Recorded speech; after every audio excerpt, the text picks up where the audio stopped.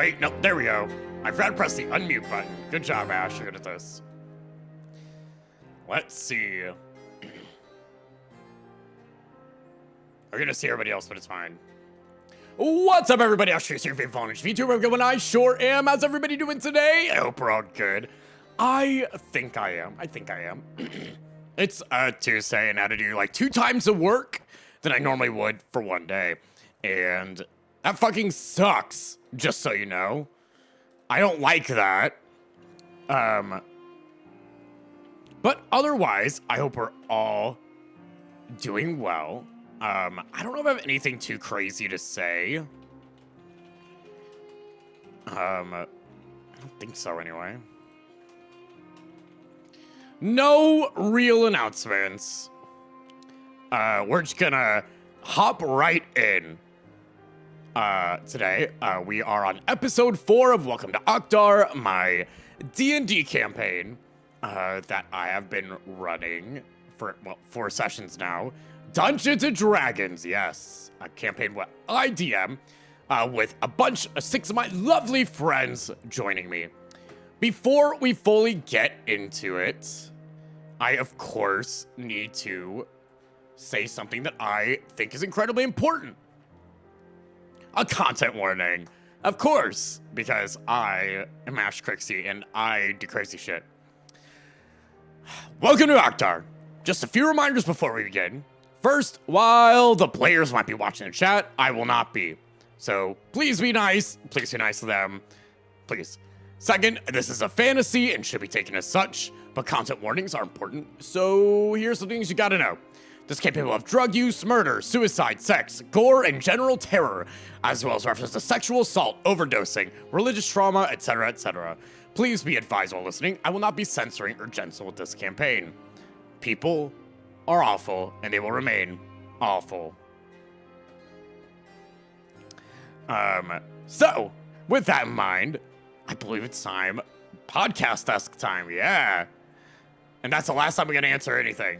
It's the last time I read anything. We're gonna head over here, and we're gonna jump into one of these. Make sure I'm the right size before I unmute myself. Ow! Let me turn into a wolf again. All right, now we're inside. Konaway, I need you not my face while I'm about to say hello to everyone. Where's Discord? There it is. No, sometimes. Hello! Oh, hi. Hi. Were you talking about me? Oh, look who decided to make it. We were talking about weird allergies. Oh. Yeah. I'm allergic to my own sweat. That Ooh, sucks. That's not fun. That tracks for you, Ash. That makes sense. I would have a weird yeah. allergy like that. Yeah, you would. Yes. I hope you live somewhere cold then, so you don't have to I do sweat very not. often. I live in the Midwest. It is either 0 degrees or 100. Nothing in between. And I'm gonna destroy myself. Anyway, how's everybody doing? Good. We good. We're good. We're good. Life. Mm-hmm. Are you alive, Elixir? Next question. Right. Right. Well, I think we should talk about what happened last time on the Dunda. I know exactly what happened last time. Exactly, because you were there. Mm-hmm. Yeah. Mm-hmm. Yep. So here's the tea, sis. Okay. Oh no. So we all have basically been butt booty ass naked and doing bath scenes with each other. Except for Malik, who was super cool and awesome and having a whole ass episode with the bat. And then he tries to sneak up to where Amaran's getting washed by Mshara and dressed by Chris, which he was intercepted by Chris and by the door he opens the door, and it is wolf, cat, other animal allegory that comes through the door and tells us all that about stuff. Very, very in depth. Does anybody want to add to that? Yeah. Does anyone else? I'll fill in gaps. Does anyone else want to say anything before I fill in gaps? Can I do what I remember? Yeah. Okay. You I really remember. want that inspiration. I do. I remember. What did we do? Oh yeah, there was a hair washing scene between Amryn and Inshara, and it was very cute. And then Koak was throwing hands downstairs, with That's- Harkos, trying to bathe them. Yep, remember that? How And boys then, have baths versus how girls have baths. Yeah. And then we yapped with Chris. While they played Barbie doll with Amryn, getting her dressed up and shit. And yapped about things that they had heard about Chris and Inshara. And then I believe it was the bat came in. I'm gonna be so real. King told me that because I didn't remember. So full transparency. The bat came in, and then Malik had his whole little episode where he was told, "You are not ready yet." And then Amryn and Koak went off to meet the Mr. Man with the belt. And he said, "Hey, you should come look at this guild thing." And Amryn and Koak said, And then he said, "But money and jobs." And then suddenly they were like, "Ah!" And then now that's where we're going. Yep. Yeah. I will also add that we collectively ended up figuring out that the symbol on Koak's hand is called Unshroma? In Sroma. Or like Child of the Sky. Yep. And that the Sky God is involved in all of this, and why we are chosen, we don't know, but it has to do with something the Sky God wants us to do. And also, we found Inshara's porn collection. I mean, I think that's a really important highlight. It is I'm gonna go ahead and throw that out there. Yeah, we Malik did, but yes. So that also happened. In addition, some rumors about. So that gossip was actually a couple of rumors that Inshara and Amryn shared with Chris. They had this nice little bonding moment. But Wolf basically also kind of let everybody know that it's going to be one at a time for people who get the plaques. And in addition, that it seems to be kind of spaced out based off of the god that is involved here for it's something that they also are a part of as well. They're all basically marked. It's just we're the chosen, so to speak. Chosen by the Sky We'll be getting our God. plaques. Ewiem. Yeah, the Sky Gods. I couldn't remember his name. Ewiem. Eliab. Oh Using yeah, so Eliab. many, using so many ancient languages really makes it tough. Sorry. It's all good. So, That's all good. I just remembered adds how I the normally remember flavor. him, which It is adds the the flavor. Awians, but the Awiab. The, like the little cat with the. Sorry, it's how I remembered him. Anyway. it's one way to do it. Yeah. There's no So- disrespect. It's just this little cat with the hair. Anyway. Yes, you were suggested by Karar to head towards a Darkwater Guild, which is a...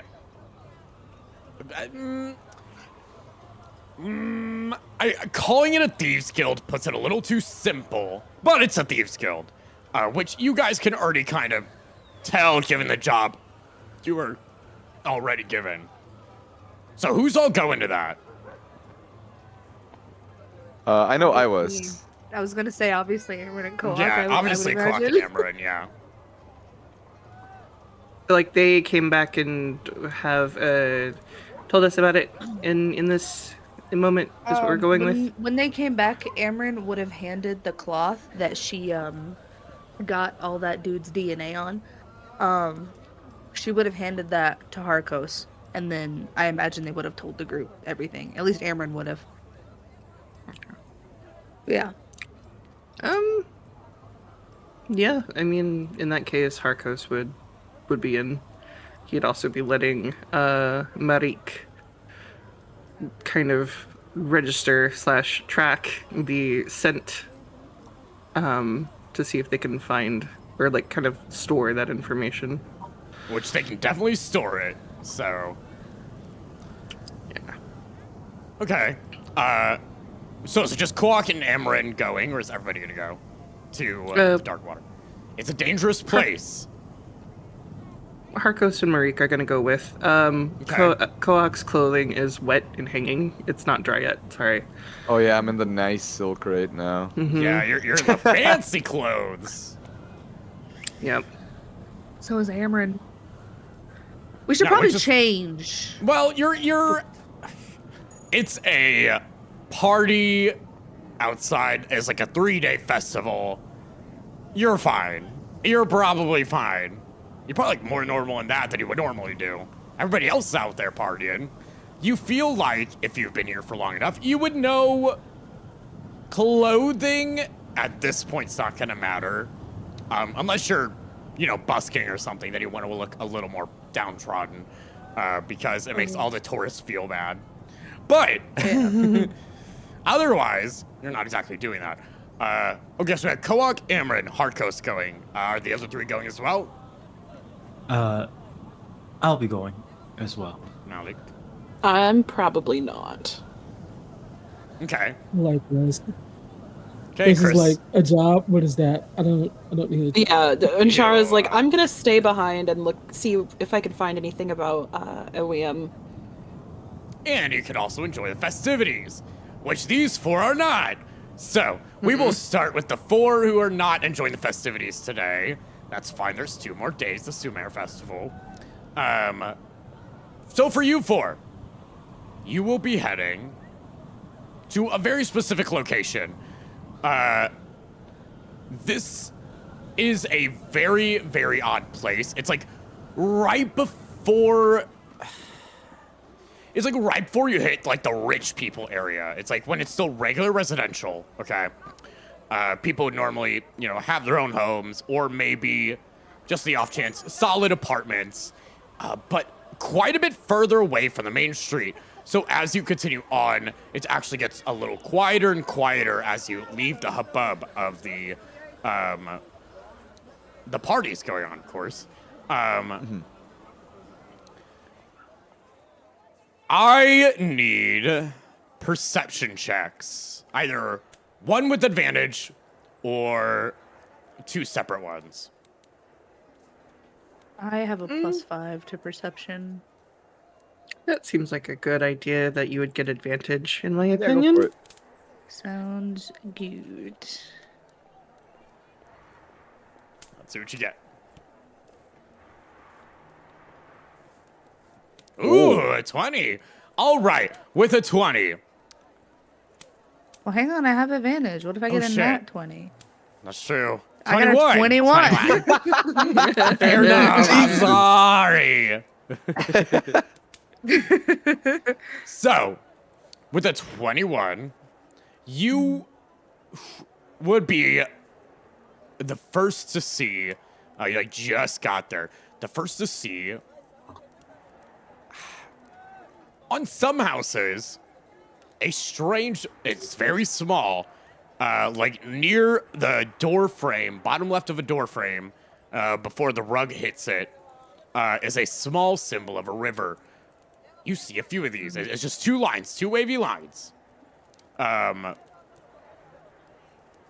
have a feeling like you might know vaguely what this could be, seeing as you're going to Darkwater Guild. But you also remember that it is apparently decently well hidden. But with that 21, I will say, while it's well hidden, you realize that the symbol of the river points to where you have to go. So sometimes it points upward, downward, left, or right. So when you find one, which again they're hard to find, you're like, oh, I need to go this way, and eventually, it all points the right direction, which just so happens to be a tavern. Shocking, I know. Whoa, no shot. What? No way. Outside this tavern, though, and here's where things get weird. Taverns in Akhdar often sort of follow the come and go rule. Just come in, get your drink, et cetera, leave as you want to, right? There are guards posted outside. You would be able to tell they're guards. They just look like casual people sitting outside, smoking something. Just smoking. It's not tobacco, I'll tell you that much. Amron's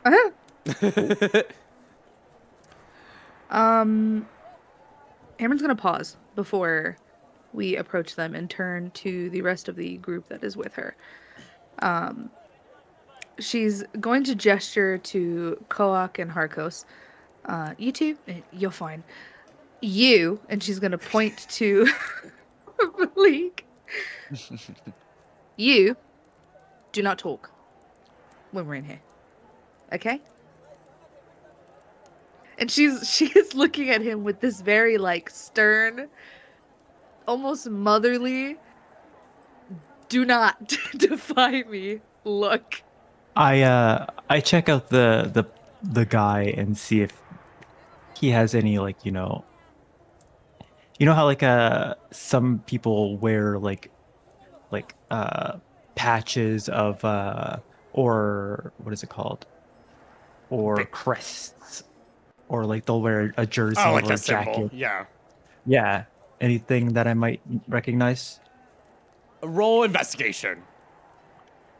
Gotcha. While you're investigating them, Amron is peeking her head around at you to catch your gaze and snapping in front of you. Hello, hey. A 5. Well, with that 5, yeah. You were looking up and down one of the men, but not in the way you were meant to.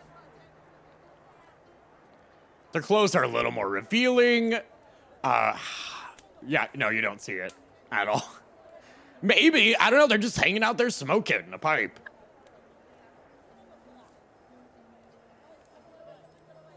And then Amron jumps in front of you. And then, I go, what? You do not think before you speak. There, where we're going, dangerous men. Yeah, and probably women. I'm not sexist like that. So, dangerous people in there, okay? Mm-hmm. Do not talk. Otherwise, you're going to walk about 20 feet behind us. Because I will not claim to know you. Okay? Got it? Shouldn't we leave somebody out here to just watch in case something happens in there? Oh, that's a glorious idea. Marcos is going to look down at the group and just kind of pat Marik. And it's just like, if it is what you wish, I can stay outside. No, you're fine. You're fine to come in. Yeah, you're good. You're This one of one the good over here. ones. Who again doesn't think before they speak. Keep in mind, every time she's heard Malik speak so far has not gone well. I'm gonna be honest. I'd rather take that one, points to Malik, with us. I don't trust him when I can't see him. I am worried about him wandering off, seeing a pretty butterfly or something. And that's not our problem. If we're in there and he starts running his gab, it will be our problem. It is your call. Yeah. I look at you and I kind of give a little smile.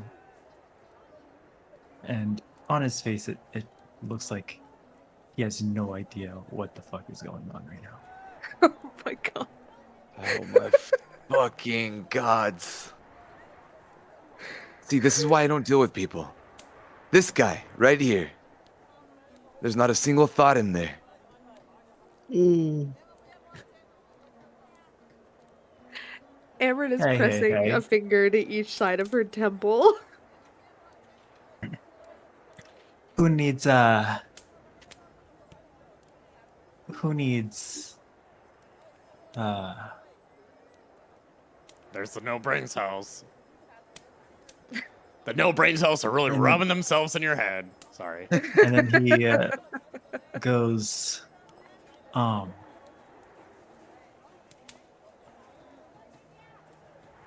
what? And Right. he looks I at don't know you. I Amryn. don't know you. I don't know you. She's walking away. She's done. Over it. Don't know you. I can't do this. I just start walking towards the inside. Yeah. As you do, the two guards stop you. They both kind of step a little forward towards the rug and go. One of them says, I apologize. We don't let just anyone in here. I know much the rest of Akhdar is much kinder than we are. Dare I ask who you are and what you are doing here? Just a drink?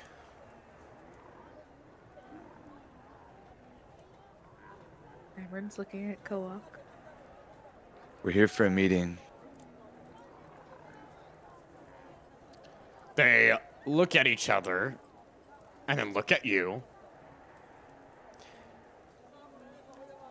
He's going to step forward, and you watch as a knife randomly appears from his wrist into his hand, and he puts it up to Koak's neck. What kind of meeting are you looking for? Depends. What are we trying to make it? I like the spunk on this one. Fine. Puts away the knife and says, just don't die in there. Nobody's gonna get your body if you do. And they open the thing for you. Able to walk in. I'm heading in. Yeah. So's Amryn. Excellent. So with that, so it's you two, Malik and Harkos. What are you two doing? Waiting outside? Harkos is not sure what he should do. He's going to look at Malik and kind of turn his head a little bit. As he's contemplating, and he's just going to ask Malik, So, why did you decide to come with us? Malika looks at you and says,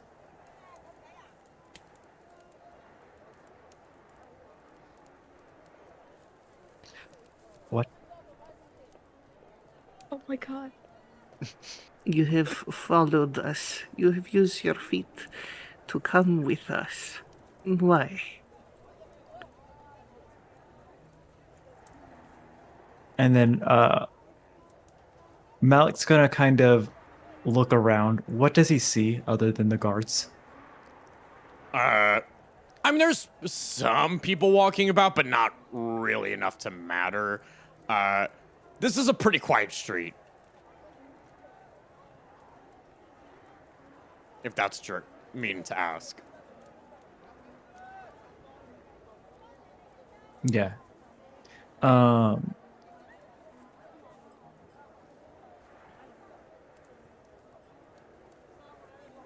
Malik looks at Harkos and goes, I keep watch. And he gives you like a smile. And then he looks at you like kind of like he holds the smile and like stares like at you, waiting for you to say something. Harkos is going to speak in Primordial Ooh. to Marik. and just give a gentle, command as he taps on Marik's back. Get his scent. The Marik does. You can always see it in his glowing eyes when he is sort of like taking a note and making sure it stays in there. And he absolutely does that, and you can see as his face slowly like shifts in that direction towards him. Harkos will speak in Primordial again. Good. You have done well. We will need that. And then speaking in common as he looks at Malik. Yes. Okay. So you will watch. Do nothing else. Watch. We will be back. Stay. And then Harkos is going to go inside and have Marik come with him. Marik's coming with you? Yeah. Okay. That's why he was getting Malik's scent, so in case Just in case. Yep, need to track him down. Makes sense to me. All right. While you were out there, definitely having the time of your life, Malik, the other three of you walk in to, well, a scene you didn't really expect. You were expecting a really seedy place with seedy people doing weird things. But it seems like a normal bar. There's people sitting at various seats. They're just drinking, chatting with each other. Everything is so casual. To the point, they kind of take a glance at you and look away like you're supposed to be here. Like, yeah, why, you're at a bar. Why would you not? So what you see is 2 layers of the bar. You have the standard bar. Behind it, this is a very common way for taverns and bars to be built here. Are 2 stairs on both sides going upwards that heads into a kind of like an upper seating area. You do also notice, unlike most places, there is, of course, a door behind the bartender at the bar. There is another door to the right. That is not normal, and it seems to be closed shut.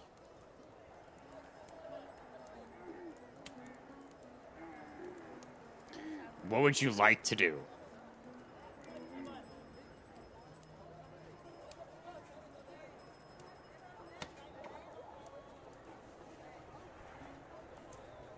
I'm letting Koak take the lead. Sorry, I was muted.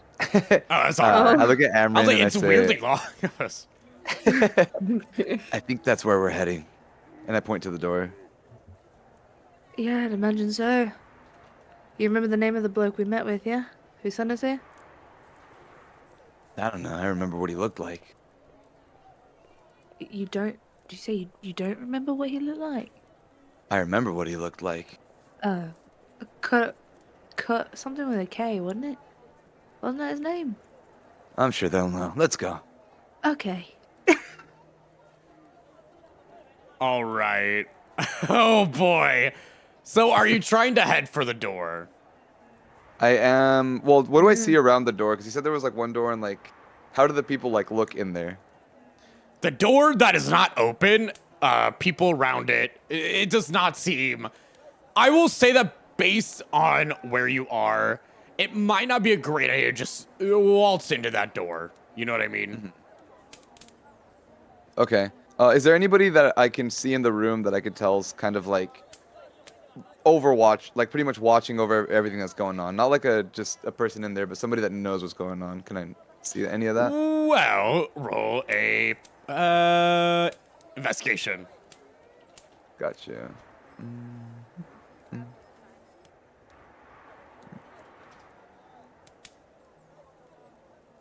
Also, would Amron have remembered the name of when she was discussing who it was that had given them the instructions before she currently has forgotten? Like, when it was fresh in her mind, would she have remembered when she recounted everything? I'm Probably. pretty sure. I was gonna say we just met him. Kadar. So Okay, I was 'cause, gonna say yeah. like Katarara, I thought, yeah. Well, it's just Yeah, that I I didn't know wouldn't if remember his Harkos would name have after said everything it. that happened. So Yeah. Like, or Harkos would have heard it. I mean, wanted to make sure character knowledge-wise he had gotten a name or not. Oh, I don't know if she would have said it to the group. Ah, okay. So yeah, that's what I was Yeah. wondering. Okay, yeah. I don't think she would have like listed that detail to the group. She just would have said the guy that hired us, probably. Okay. Yeah. I got an 11, by the way. 11. That's just high enough for what I need. So I would say you see one person, a single person, who probably knows what's going on here, and it's the bartender who is staring right at you. This bartender looks incredibly polite and kind, holding a soft smile. He almost looks too young to be a bartender. When we think about it, a lot of bartenders are kind of grizzled or mean. This bartender looks fairly sweet and kind. Okay. I'm gonna kind of gesture to Amron and Koak to like get closer to try to like talk so it's not super loud. All right, that guy right there. Don't look at him. But I think that's our. Everybody looks at him. Yeah. Don't look at Already him. looked at him. I think that's the guy we need to talk to. Now, we need to play it careful here. As much as I hate to say it, they probably have a lot of things going on around here. He's way too clean for a place like this. So, no matter what happens, just be ready to run just in case. And then I start headed towards the guy, just walking up casually. Excellent, you do so. And he puts on a gentle smile and says, hello, looking for a drink? Yeah, you got anything special? Oh, we always have a few things on the mark. Let's see.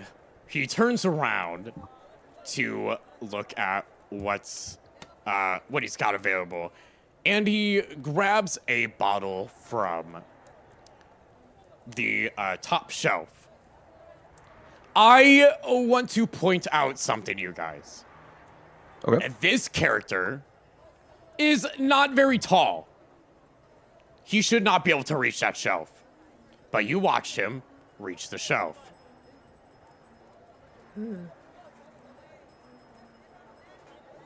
He grabs it. What you see is a dark colored bottle in a weird shape that you don't recognize. You can do a history check if you want to see if you know what this bottle would be from. Or you can just ask him directly, of course. But he says, this would be probably our greatest thing we have. It's a great import. Amron's gonna and sorry, one moment, and kind of like pull Koak down to her. We got the cash for that, mate. I'm sure we'll figure it out. No, I don't like those odds. We should ask how much that costs first. Should we? Yeah. We'll take some of that. Oh my god. Oh, well, excellence. Here's a pour for you and a pour. Wait, how many do you need? Just the three of you? No, I'm good. I'm good. Oh. Thank you. That's not on my tab. Thank you very much. Understood. I do not drink alcohol, so forgive, but I shall decline. He kind of gives you a weird look, like, okay, what a weirdo. Anyway, and pours you one drink, Koak. That'll be 1 gold piece. We have a gold piece from the guy that paid us, right? We have multiple, technically. All Yeah, right. the gold scrap. Yeah. I give him one of the gold scraps. Excellent. He takes it and gladly places it in a looks like a cash drawer of some description, and says, "Excellent. Enjoy your drink." I gesture to him as I'm taking the drink, and I say, "You know, it's funny. I got that gold scrap from somebody that said I should come here." As he is turning away, he stops for a second. You can see as he taps a finger on the bar and says, "Oh? Who? I'm glad they would offer to bring someone over here." Karar. Some guy name. Yeah, what was his name again? Karar. Oh, that guy. Ah, I see. Well, if that's the case, tell me what it is you're looking for. Are you looking to see the boss, or just hang around? If Karar asked you to come here, what, is he offering you a job? That's what he You told watch us. as his entire demeanor changes, by the way. Oh, do we not like Karar? Yeah, job? Well, he looks over at all of you and says, "Oh, what sort of bullshit did he get everybody into?" "Well, it's no big deal to me. Of course, you just have to go through that door right over there. I suggest finishing that drink first. The boss doesn't exactly like it when you bring a drink in. I've been yelled at far too many times for that. My bad." I finish off what I have left and start heading towards the door. After you finish it, I need you to make a Constitution saving throw. Let's go. It's a heavy drink. It's a type of rice alcohol. Got me a 18. Ooh, yeah, no, A you're good. word. You're just fine. It does hit a little bit. You're like, oh, that hits in a weird way. Like it almost like hits you right at once, but you're able to fully pass through it. And you're able to open the door, which leads downstairs. And as you Before walk... we head downstairs, by the Oh, way. yeah, go ahead. Amryn is going to kind of lean up against the bar. You said he's quite short, right? Yeah, he's like 5'5". He's short. Oh, word, fellow shorty. Yeah. And, Very Amryn's short, gonna give him- probably human, question mark. Question mark, yeah. Amryn's gonna give him a soft smile. My name's Amryn. Can I have yours? He smiles at this. And says, "You want my name?" Yeah? "You can just call me Den. Full name's too long. My parents have a sense of humor when it comes to that." Understandable. And Amryn's gonna hold out her hand. Nice to meet you, Den. "Nice to meet you too. Hopefully, everything goes well and, well, the boss won't want to kill you. She's been in a mood lately." You got any pointers for that, then? I'd like to not lose my head. No, not really. You kind of just have to deal with it. It's part of the rights of being part of our establishment. Right. Just take it. I'm used to that. She chuckles to herself at he will probably not understand that joke because he doesn't know what she does for Nope. work. Not at all. That's crazy. Crazy. He says. Sorry. He says. Sorry. No, yeah, I'd make it worse. That's make it worse. Yeah, you just kind of have to roll with the punches with her. You'll find Yeah. out. Yeah, known for that one too. Right.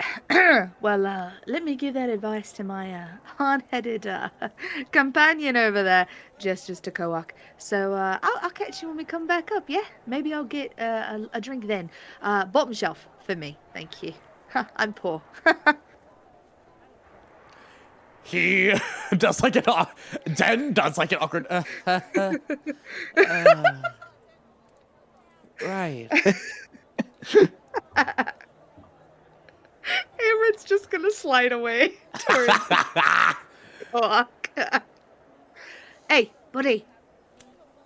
You done making buddy over there? Yeah. Well, I'm about to save your fucking ass if you'd listen, okay? Right. This boss lady, she's a lady, okay? I heard she's a little bit of a bitch. And Amron says this like quite quietly. So what our lovely little friend over there, name's Den, by the way. Lovely bloke. Okay. When she's rude, don't talk back. Yeah? Just take it. Roll with the punches, okay? Oh, of course, yeah, because, that's my specialty. Yeah, that's why I'm giving you a warning, because I know you're not very good at that, right? So if you don't think you can handle it, you're welcome to stay up here. How about this? How about you do the talking this time? Fantastic! I'd love to do that. Just don't talk back to her, okay? And Aaron's like giving him like this like forced grin. Oh boy. I'll just give a very teethy, sarcastic smile right back. Yeah, of course. Yeah, good job, buddy. You fuck this up and you make her try to kill me. I'll come back in the afterlife and I'll haunt you for the rest of your days. And she's gonna start walking towards the steps to go downstairs. Terrifying. All right. Harkos and Koak, do you two go downstairs as well? I do, yes. Yeah. All right. As that's happening, on the outside, Malik, what are you doing? Malik looks around one more time just to make sure none of his companions are around. They're not. And he enters in. Oh my god! They they probably went downstairs to do this, so you walk in, they like question you for a second and then realize you were with the other three and they like let you in, okay? No, the hell he wasn't. No, he wasn't. But you enter a very normal looking bar with very normal looking patrons. I'm not even joking. Everybody here looks very normal. Like this setup. Oh, they got the secret down pat. Is it like a very nice I would say looking? middle range. Mid-range? Okay. So I approach the bar. As you do so, staring at you is Den from Fort Ekrixi. You don't know his name is Den. And he's a short, 5'5", humanish-looking boy with black hair. You can see around his area there are various flowers. And he seems to be currently, as he doesn't have any customers right now, seems to be sort of taking some of the flowers to make sure everything looks nice. He looks up at you and says, "Oh, hey. Can I help you with anything? Looking for a drink?" No. This is a pretty nice place you've got here. Thanks, And he I kind of try. prompts to ask his name. Oh, well, my name's Androbium, but you can just call me Den. That's what most people call me. Androbium. Den. Den. Den. Uh, Den works well. Den. Den works well. Oh, okay. Hello, Den. I am Malik Ashal. Nice to meet you. Nice College. to meet you. College? Yeah, I'm from the college. Yeah, yes. The Mage College. Well, Yes. why is someone as well educated, I suppose, as you doing here? I'm on official business. But I'm curious to know, why would a nice place like this require 2 guards in the front? We have a high level of high quality imports that sometimes people like to try to get a hold of. And also, I've been stuck up like 3 times because I'm 5 feet tall and not very threatening. I seem like an easy grab. So I had to hire guards. Malik nods. Interesting, interesting. I'm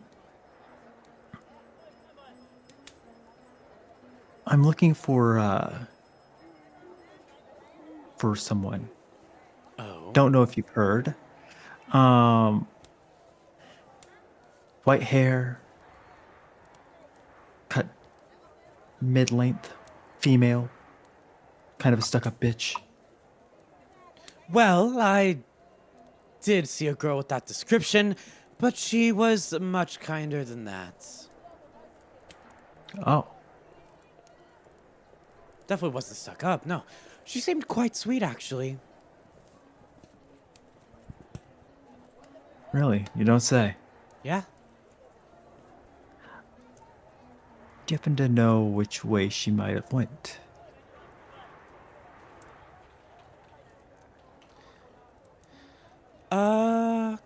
No.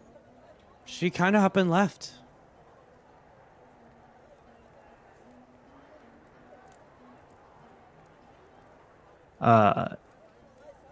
Insight? Go ahead.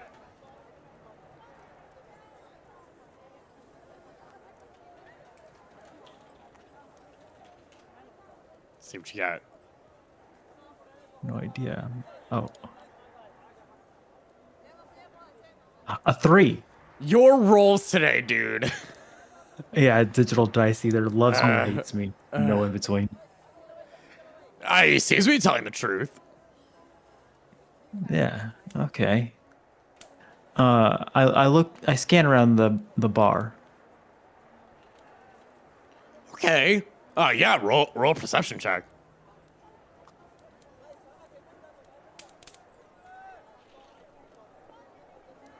Hold on 1 second. It's in this tab here.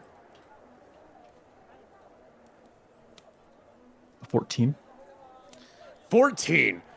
There's quite a lot of people here. Well, I wouldn't say quite a lot. There's enough people here. There's plenty of people here who seem to be, vibing. They're all drinking, hanging out with each other, just talking. Is there a type of person? You do not see Amarin, as you have described her, currently. But there are a few interesting people.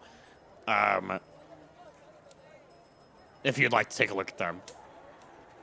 Yeah, I'll take a look at the interesting people. Okay. The first interesting and the main interesting person that you see is one that seems like he shouldn't belong. Why? Because he looks like maybe 14 years old. There's a man and woman with him, possibly his parents. They're very gruff and scary looking, but they all seem to be talking and having a good time. This is the one that weirds you out the most. There's a few others that are like, if you want me to describe one of the other ones, I can. But that is the first one. You're like, oh, what the fuck is this? Is it mainly because of the child? It is the child that looks like he belongs there. But the adults don't look like they belong there. They do, but it's the child being there too that weirds you out. He has the same sort of vibe. Like, of course, you already know there's supposed to be like a thieves guild or something here, right? There's guards, right? The first 2 people you've seen are a very sweet bartender and this small child. Well, he's 14 or 15. Small teenager. I'm looking for a thieves guild, so I'm going to see actually, I'm gonna scan around the room one more time, but this time I'm looking for something very specific. Okay, what would you like to look for? I'm looking for um, either like mark brandings of like a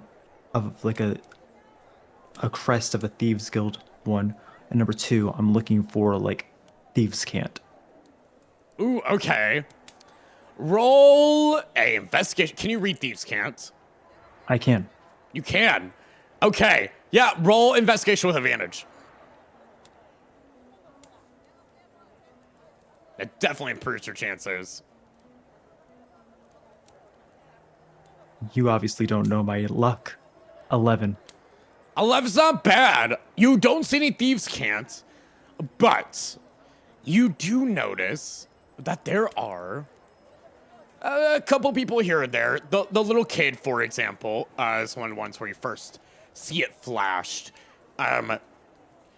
Somewhere usually embroidered or marked on their clothes with at least, you probably see it like 2 or 3 times. And then when you look at Den, you see it on his back as well. It's like a small little area that has this 2 little waves, and you would know this is a symbol of a guild.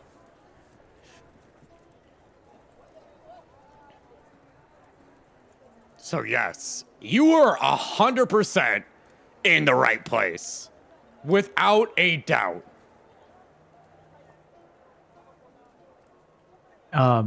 Looking around, how many can I count that have this symbol?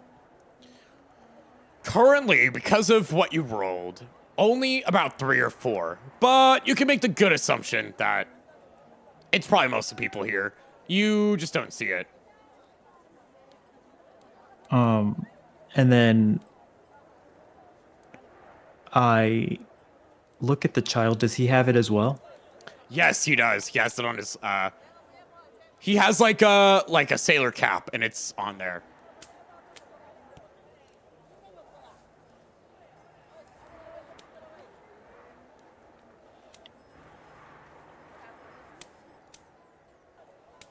Would I be able to identify what this guild is called?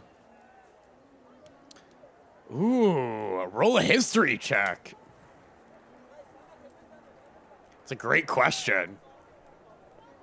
Because you have not been told the name of this guild at all.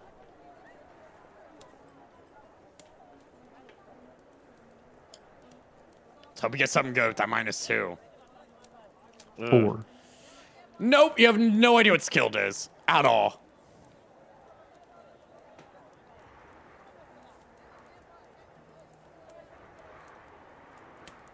But you know it's a guild. You can assume, given the you're not fucking stupid. This is probably a thieves guild or something else, but you just don't know the thieves guilds here. Because there's probably gonna be multiple. This is a rich area. I'm not fucking stupid. I've got a -2 in well, intelligence. okay, you're just kind right. of stupid. But like you can what's your wisdom? Hold up. My wisdom is 13.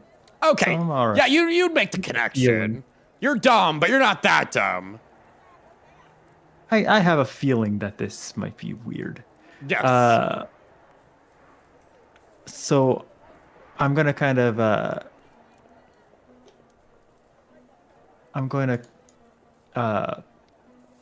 kind of give a nod over to Den, and I'll say, "Hey, nice jacket. Where'd you get it?" Oh, the jacket. Well, technically from where I came from. I came here sort of on a whim.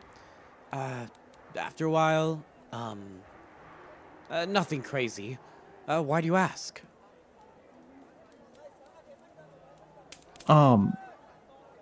It seems to be kind of like, the hottest trend here.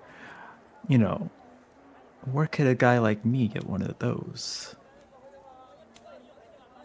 Are you trying to lay down what I think you're trying to lay down? Yep. Ooh, can I get a persuasion check, please?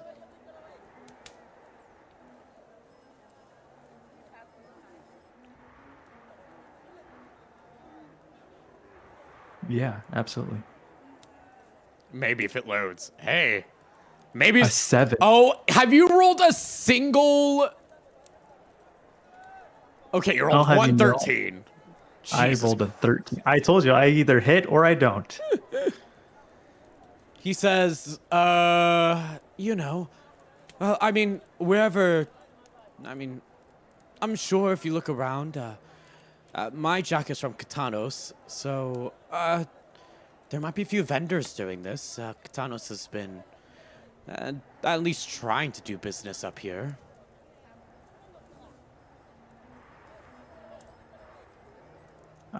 What was the name that he said?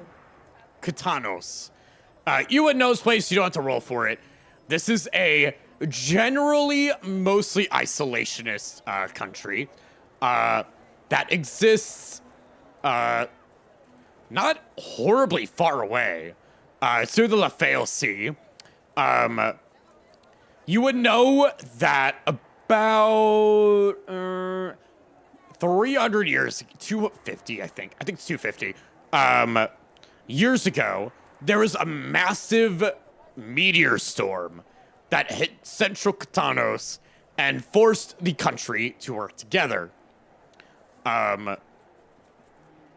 While they generally stay towards each other, they're trying to trade more. They have a decent trade agreement, Kishta'al and Akhdar. And supposedly trade agreements failed between Grek, Rom, and them. And so they haven't really tried that again. It's probably the second largest land mass. It's big.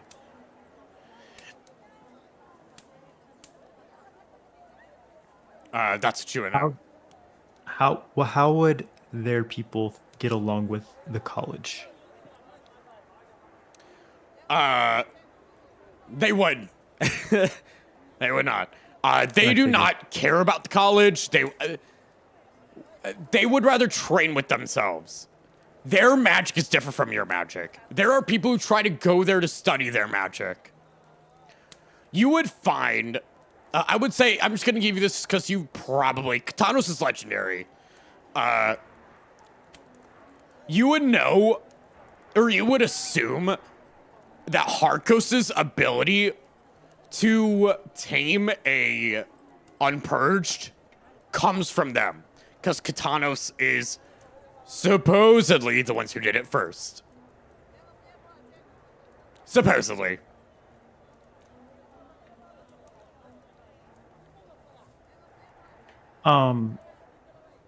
Malik goes into his pouch, pulls out 2 gold coins, and says, "You sure you don't know anything?" Den stares at the 2 coins and says, Well, I know a lot of things depending what you want, but, I will tell you now that I don't take well to being bribed. If you really want to try to, I don't know, eke information out of me, you better have a knife on hand. you feel something tug at your feet. And you look down to see vines. And you realize you're facing a druid.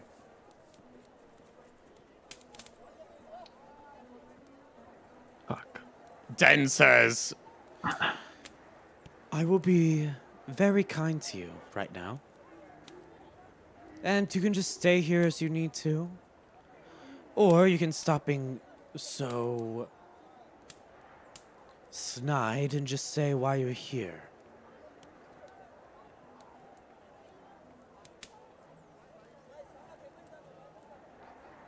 I look. How much attention have I grabbed already? none. Nobody is paying attention to you.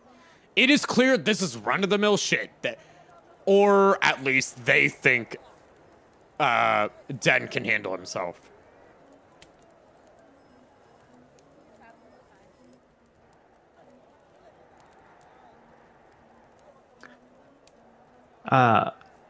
Malik grabs his coins, puts it back in his pocket, and he says, "Well then, are you sure you need those guards?" Oh, the guards certainly do help, at least keep out some of it, scares people off. Now then, is there a reason why you're here other than to disrupt everyone?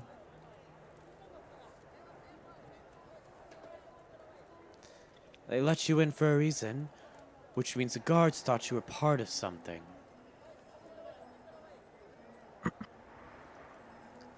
So... I'm so sorry to my friends. Uh, I swear to God. Malik is gonna do what he does best. I love an And he's- idiot. He says, "Nope," and he pops his collar and he goes and says to the whole bar, No. What do you say? No. Oh boy. "If you're looking to dance, let's Oh my God.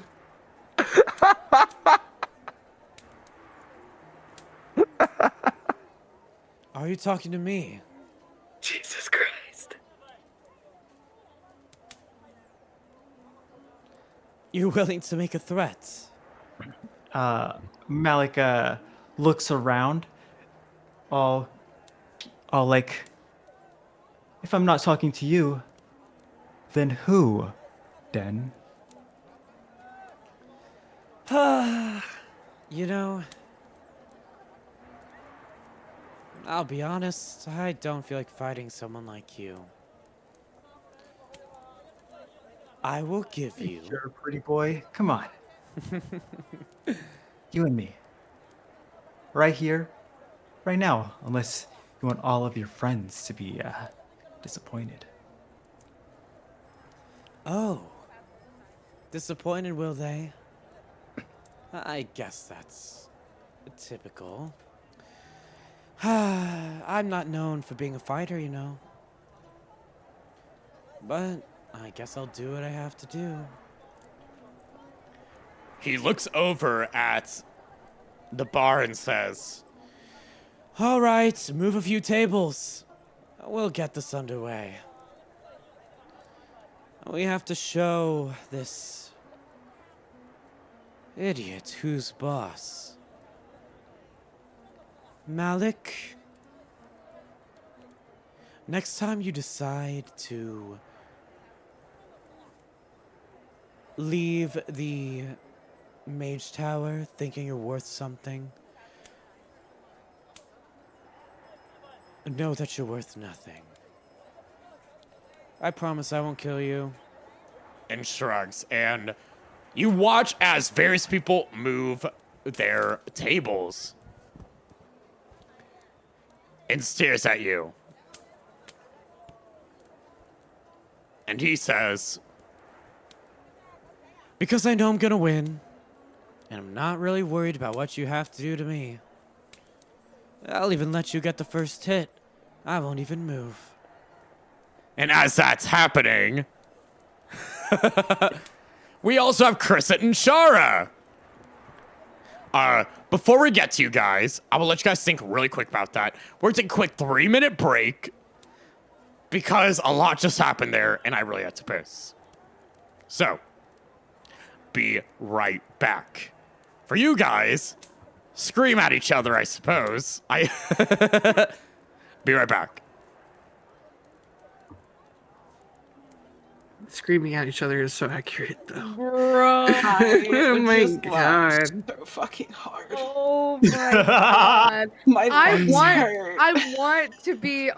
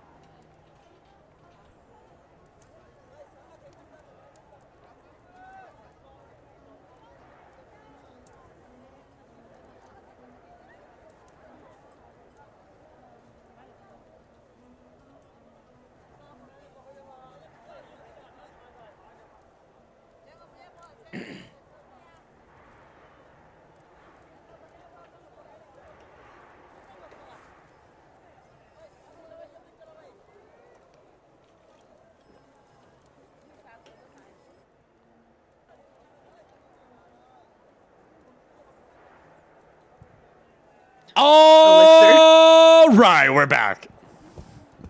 Jesus Christ, that was a fast 3 minutes. Yeah. You know, right? I sat there and peed, and I was like, I saw 2 minutes left. Fastest pisser in the West. I am the fastest convinced pisser in the you're West. never- How do you pee and wash your hands in less than 60 seconds? I don't know. Well, okay, not 60 seconds. It's like a minute and 20 seconds usually. Do you like whip it out on the way to the bathroom or something? Like I'm how? not answering that question. Yeah, but like how? Bro is like pissing as soon as he gets to the door. Your aim is impeccable. Jesus Christ. I am incorrect. I'm incredible at the speed pee. I don't know what you want to say.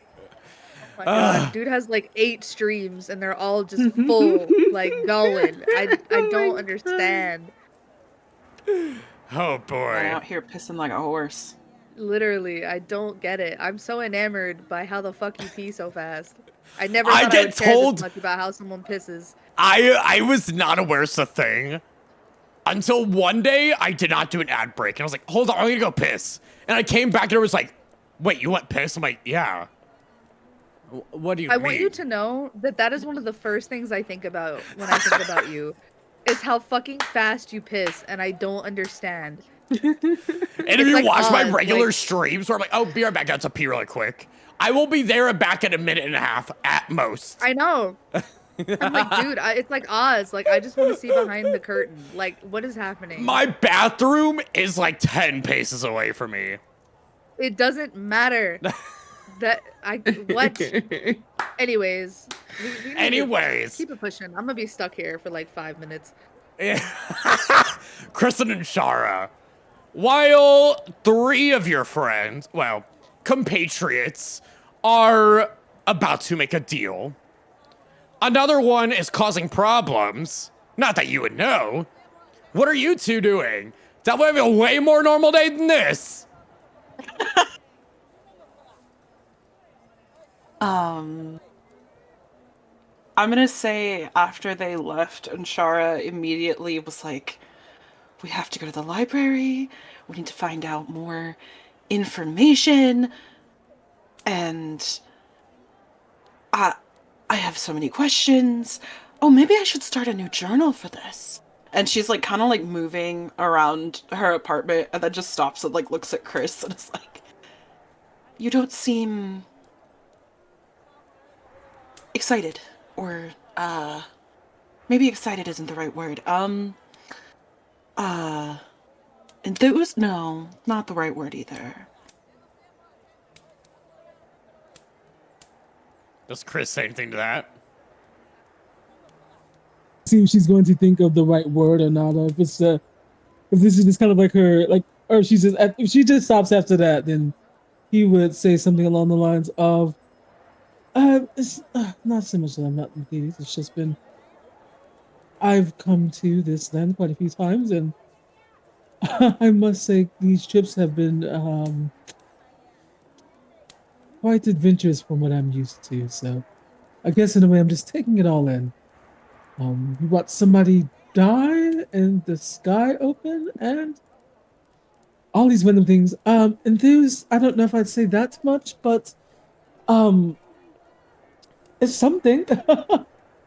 And it's like he has that kind of like dry laugh of like, I'm still don't know what to make of whatever is happening here, but you know, it's something. He wouldn't say he's excited. You know, quite honestly, if I'm being completely honest myself, it has been a very unusual 24 hours. But I mean, the others seemed more like, is this a difference? Like, is this how normal people live on a regular basis? I'm not acquainted with what normal people do, and he'll do air quotes kind of situation. I don't think either of us even know what normal is, so it's somewhat hard to say, but I do not think that what is going on would be considered as normal, no. I had definitely had that impression, but you know, as I'm sure you are aware, our type of upbringing is different. They were very excited about 10 gold coins. And I can appreciate the value of the 10 scrap, but they seemed more interested in that than the leathery hand descending from the sky. And I have questions. Understandable, absolutely understandable. I've come to learn that, and he's trying to think of a nice way to say when you're poor. No, you know what? You might as well go all in. This whole conversation is this a poor people thing or like He's like trying, like he doesn't know like if Injar is cool with like how he's about to trash the less than he's Shit not the kind of talking the person just poor. I'm really glad we had not two rich people. We have two rich people, two poor people, Malik, and somebody who doesn't care. I don't know what's going on, Malik. That's a whole other can of worms that nobody has to open. we love Malik. Go ahead, shit talk the poor. But yeah, he's just like, I've come to learn that those who are less fortunate are very appreciative of the little things. And I think in a lot of ways we could learn to be appreciative of little things, but I do think that perhaps that is more interesting to them because their worldview is so limited in a lot of ways, whereas we have been afforded many things. But Yes, but sure, I guess leathery hand descending from the sky. That is well,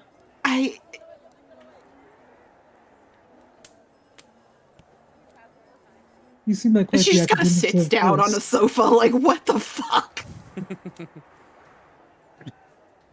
I mean, yeah, Chris would follow suit. He would say, I do have an appreciation for things of the academic nature in a certain manner. So I feel like it makes more sense as to why you would be interested in that versus 10 scrap. Or, Yeah, I suppose it just seems worrying, I guess. I don't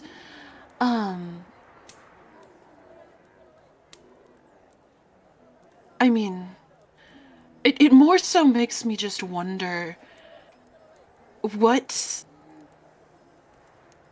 how this is even going to work. Not that our companions aren't talented in their own ways, but are we always going to be killing men for belts? well, hopefully with our guidance, we can show them that there's perhaps better ways to come into means of taking care of themselves that doesn't require the death of men. And for so little, I mean, if I was going to kill somebody, I would do it for more than 10 scrap, but I That's know what my I'm worth. saying. They should have, gotten at least 25. The bare minimum. He seemed like a terrible person. This is a 25. You're doing the world a service. But And it's not even the killing part. I don't mind that. That is unfortunately the way the world is. I've seen and heard of things happening in the upper echelons of society as well. So, it's not that I'm above that or above the idea of it. I wonder about cohesion. Or maybe it's not cohesion so much as just I am not someone who has had the opportunity to experience quite as much as some of our compatriots have in some ways. And in others, I have a lot of money I could throw at problems. And this is a very new experience for me. I very much agree. I do think it's interesting the company we find ourselves in. And he'll kind of look up as he's thinking, and he'll somewhat take a moment and be like, I do apologize for not mincing words here. I mean, for mincing words here, but we seem to have a drug addict on our hands, a very Yes. lovely lady of the night, an idiot, quite the handsome lizard man. I'm not sure what to make He of is him quite yet. handsome, isn't he? Which one are you calling Listen. handsome? The lizard man? Yes. Yeah, Harkos. We're both like, on his Arcos. I was like, I'm blanking Harkos on his kinda name. Like, hot. I know it, but, you know. But yeah, like regard to cohesion, I feel like Emran is fine. She gets it. She's on board. We do very, need very to. sensible. Also seems quite Yes. sweet. Oh, absolutely. The absolutely sweetest. Ah, she.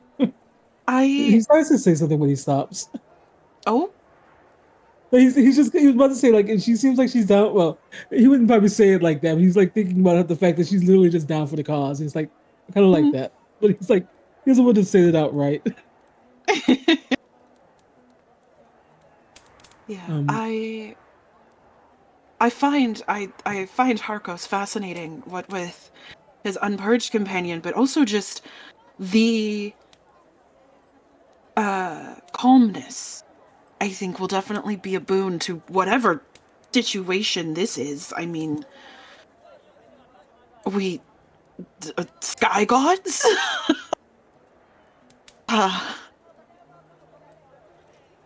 we gonna have to supply Koak with drugs?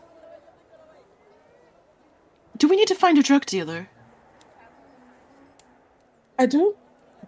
Maybe I don't necessarily have a problem with him doing drugs per se, but it's also probably the quality of drugs. I mean, if you're going to do drugs, I'm not going to just get it from someone on the street. I feel like, would it be better to give him the things he's used to, or do we give him something higher quality that we can hopefully not cause psychosis with? Because I have some concerns about the way he passed out.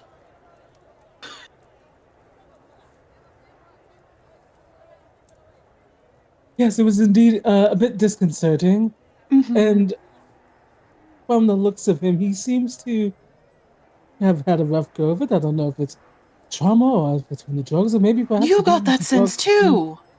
Excellent. I mean, okay, I'm not the only one. And he'll kind of do like a gesture. I don't know. Okay, so this is maybe niche or not niche, but he'll kind of do like that gif of Cardi B when she was on the stand and she holds her hands out. He'll kind of do that. Like I know exactly if what you you're just- talking about. He'll do that little motion. I mean, I got the vibe just by looking from him. I mean, looking at him. You know, it's not to be rude, but he seems to be struggling with something. I mean, clearly. I mean, I don't even think if the Sky God had chosen him in that moment, it would have been something else down the road or something at some point. But I do think curbing his penchant for whatever's mixed up in someone's bathtub to something of a better quality might help him in the long run if he chooses to do drugs. You know, I mean, preferably be more recreational, but Perhaps we simply provide the options? Just have something better on hand that is cleaner, hopefully not cut with anything, and then, you know, if he chooses to wean himself off or take something to help him overcome some of that chemical dependency, we could try that. It seems wrong to let him suffer like that.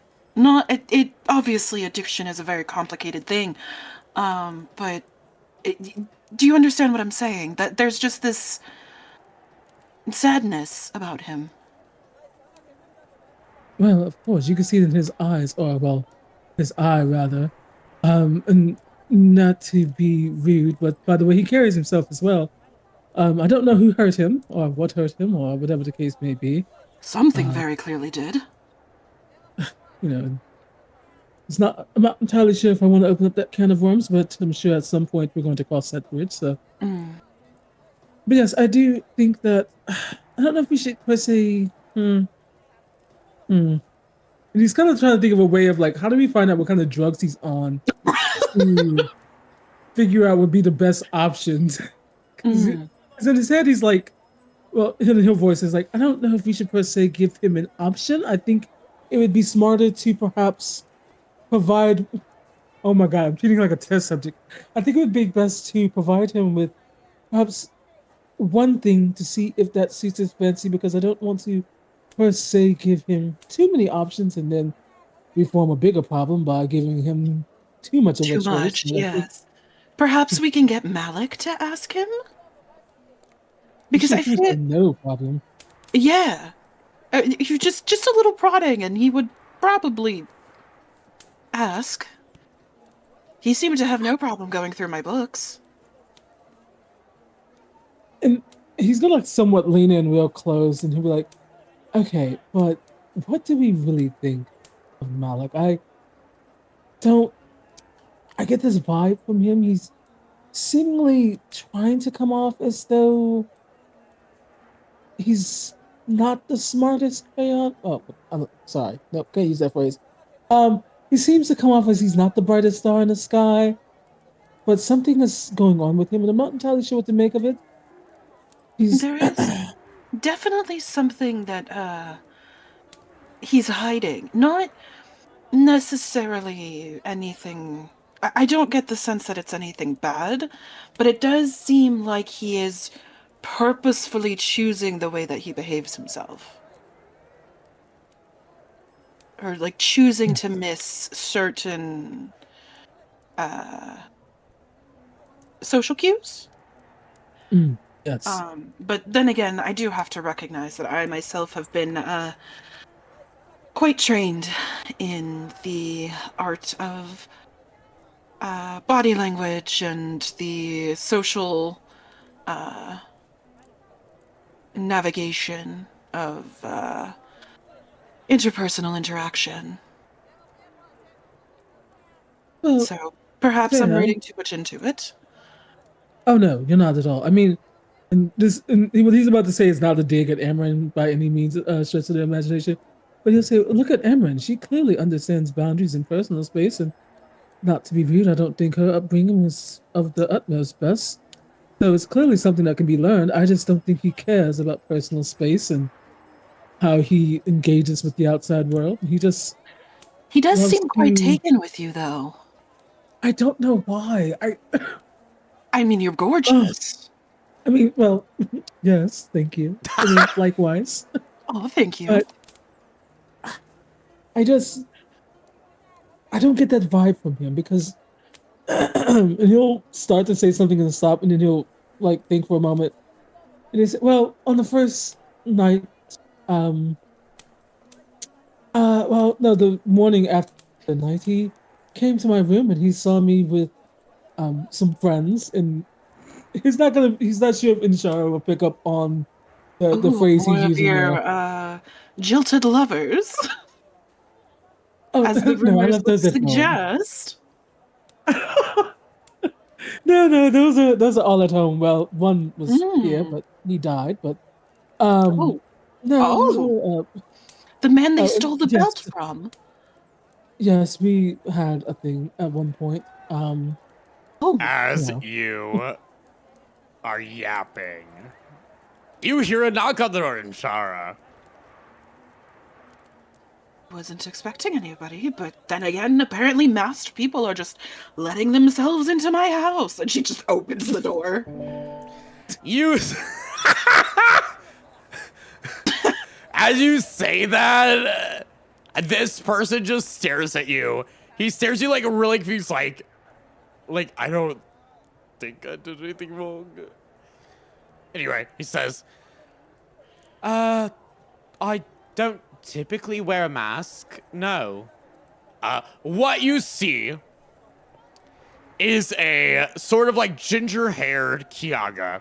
They have, looks like kind of like fox-style ears. A lot of jewelry on, both on their hands and on their body. They are very rich. You wouldn't know who this is, actually. This is Akhdar, Kader, Kadir. Let me get you a picture of him real quick. Oh, he's a cutie. Akhdar is a very rich friend who you don't really know where they're from. He's always been incredibly vague. Kind of everything about his life, but he does have a lot of money. In Shara. But for you, Chris, if you want to roll a history check. Sorry, I just saw Let's what see if I'm gonna refresh my page real quick. sidebar. Well, yes. Just in case. History. Okay. Please be kind to me. Okay, I'll go fuck myself. That's fine. He looks familiar. You don't know why. Well, then I he know would say, You do. In Shara, Okay. you do know him. He is similar to you. He loves to study. He's very not interested in Unpurged as much as you, but he does love learning about, like, the gods especially. When you were out looking for books and shit, you can usually find him. He's the same way. He loves knowledge. Very high intelligence character. He says, were you waiting for somebody else? Should I go? No, it is perfect that you are Please here. don't leave. Come in. And she just kind of grabs him by the front of his shirt and drags him in. All right, into I Chris, go. this is Kadir. Kadir, this is Chris. Hello, Chris. We wait, how is his name spelled? So I can make sure if it's Kader. with a G or a C. Kader. Oh, okay. Does he say like my name with like disdain or like how was he? You What can is the roll an tone of which insight he's saying check, it? baby. I can't tell by the way he's saying my name. No. I don't even want to talk about how high this person's bullshit is. 16. 16, it will be enough, though. I did not roll well. He says it with a way of knowing who you are. But I don't know who he is. Okay. Okay, he'll wait and let Inshara and him continue their conversation before please. He'll wait to see I where just the want conversation everyone goes. in chat to know that Honey Deadass just wrote, he knows what Chris's booty hole looks like. I know it. I can't prove it. Well, we'll find out, maybe. I said what I said. But, did we have a meeting or something scheduled for today? Did I Oh no. did I stand you up? Oh gosh, no, not at all. I just, so, the Sumer Festival's going. I didn't see you about anywhere. I went to the library and you weren't there either. I was just really confused because, as you would probably know, this is when everybody brings out their books. And I there's know, and we have to go. we have to. But first, I have a question. Oh, of You course. are so much more knowledgeable than me about gods and many of the other cultures. You were telling me about a couple. Oh, no. Certainly not much more than you, but go on. We both know it's true. Don't try to be humble. And she like grabs a piece of paper, just a random piece of paper ripped out of probably one of her porn books, and draws the symbol on Koak's hand and puts it in front of him. Do you know what this is? Ooh, let me roll. Let me roll check that. Keep in mind, again, this is ripped out of a porn book, so there's like probably like. Oh, you were so insanely lucky. I rolled a nat 20 on his goddamn character sheet. His eyes open wide. He's like, where did you see the symbol? That's Nsarama. It's of the language of the sky god. Basically, there is a place very far north of here where they worship the sky god. The sky god is a very neutral god who only wants the world to continue to thrive. It is said that the sky god, in fact, helped during Katanos' tragedy a couple hundred years ago. In any major tragedy that could destroy parts of the earth, I believe, supposedly, the Sky God had a hand in. The Sky God itself is, an entity you don't typically deal with. The way that they religiously believe in him, of course, or them, I suppose, in the Kirao region, is it's sort of everywhere. You don't really have a place of worship like you do in other parts of the world. It just is. So I do believe that there are cults who fully do worship him outside of there. I think there might be one here. I've heard stories. Anyway, I believe the biggest thing about this sky god, is that they choose people. I haven't really figured out why. Because when you read about chosen people by the gods, they all have different reasons, correct? And then you have plenty of people not chosen by the gods saving the world. So I don't exactly know why. But... Do you... Oh, go on, sorry. I didn't mean to cut finish you what off. you were saying. I just... You mentioned that there is a cult. Yes. Do you happen to know anything about, or that there were rumors of a cult here in Akhdar? Do you know anything about if they have, or I suppose that's a silly question, if there's no, like, true place to worship, the sky god? Well, cult's always well known for not exactly following the traditional senses of believing. So, maybe they do have their own beliefs. But, yeah, I would say that it's probably something like that. Interesting. Yeah, the name of the sky god is Ewiem. Ewiem. Ewiem. Yes, a very frightful god. I thought that was the case. Yes. I saw the symbol and I thought I had remembered a name that was similar, but I hadn't had the opportunity to cross-reference to make sure that I was remembering correctly. So your timing was impeccable. Oh, yes, well, I wouldn't say the sky god is one of my more preferred gods, but it's definitely an interesting one. You see, the sky god does not exist like the other gods do. Of course, the moon and sun gods exist in quite a few different places. I mean, with different names, different concepts of them. You see this with the sea god, you see this with the plant gods, everything like that. Typically fertility as well. There are very Indeed. different variations. All those things are very different. War gods, sex gods, all those things. And then you have the sky god, which, as far as the studying I've done, Kirao's the one who worships them. Makes you wonder why, right? That is curious, isn't it? Well, But there's nothing about how this sky god chooses people, correct? I suppose So I've it's not read- even necessarily No. that Kirao has had a higher connection to them.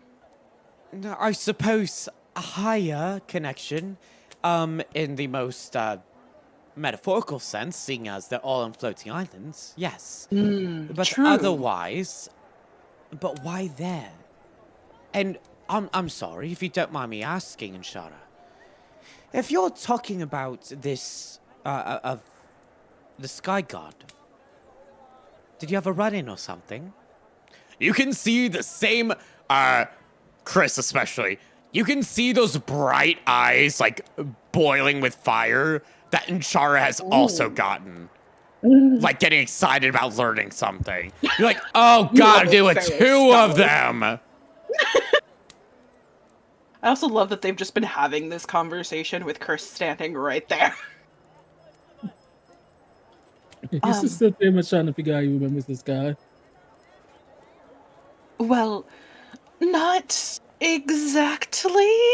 You know, with the festival going on, there are all sorts of people running around, and I could have sworn I saw the symbol somewhere on something somewhere in the crowd, but then I went to look again and I couldn't see it.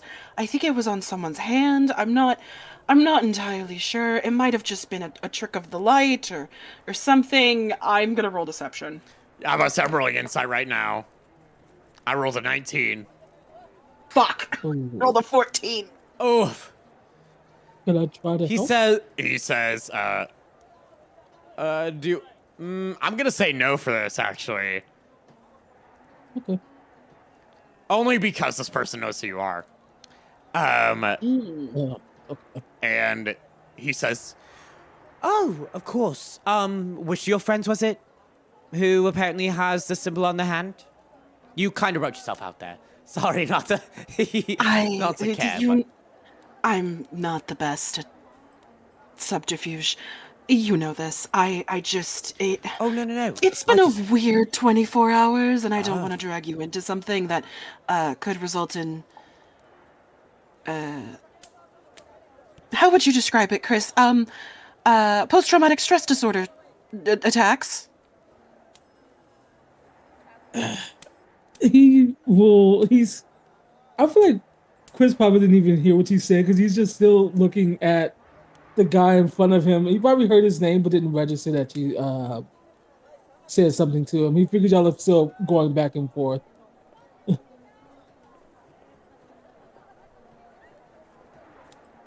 Well,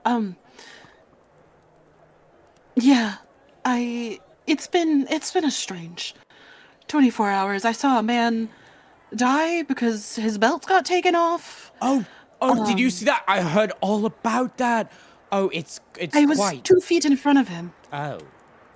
Yeah. You're really there. Well, you know, the thing with magic, which is why I don't particularly like it, I prefer the gods, you know, godly things. It all makes sense at the end. Regular magic, why would you do that? I mean, why would you make a belt that when you take off, you die? Sounds silly to me, personally. But, you know, maybe that's just him. Of course. I mean, magic is so volatile.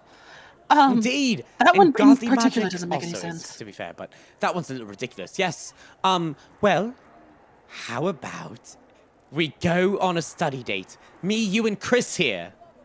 Yes! Let's do it. Oh, wait. We should... Chris, are you... Yes. Shopping?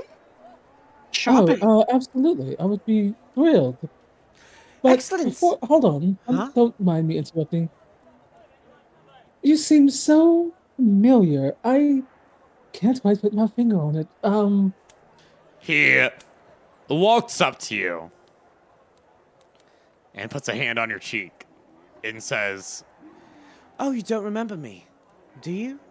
Well, that's okay. You couldn't put your finger on me even if you tried. I'd roll history check with advantage. And Shara is standing there with a hand over her mouth like, ooh. Okay. Ooh, holy shit. Nat 20. Oh. With that, Chris, oh, does it click in your head?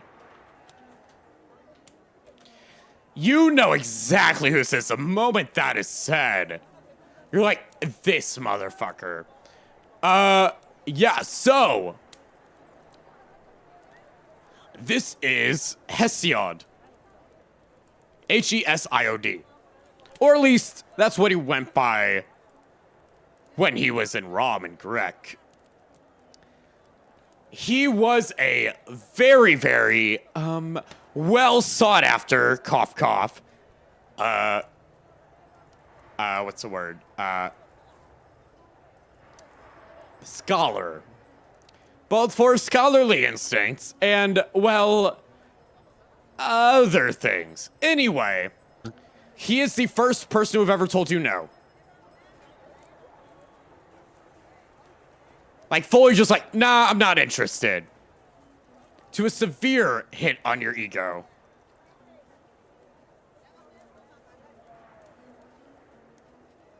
And he is acting like nothing happened.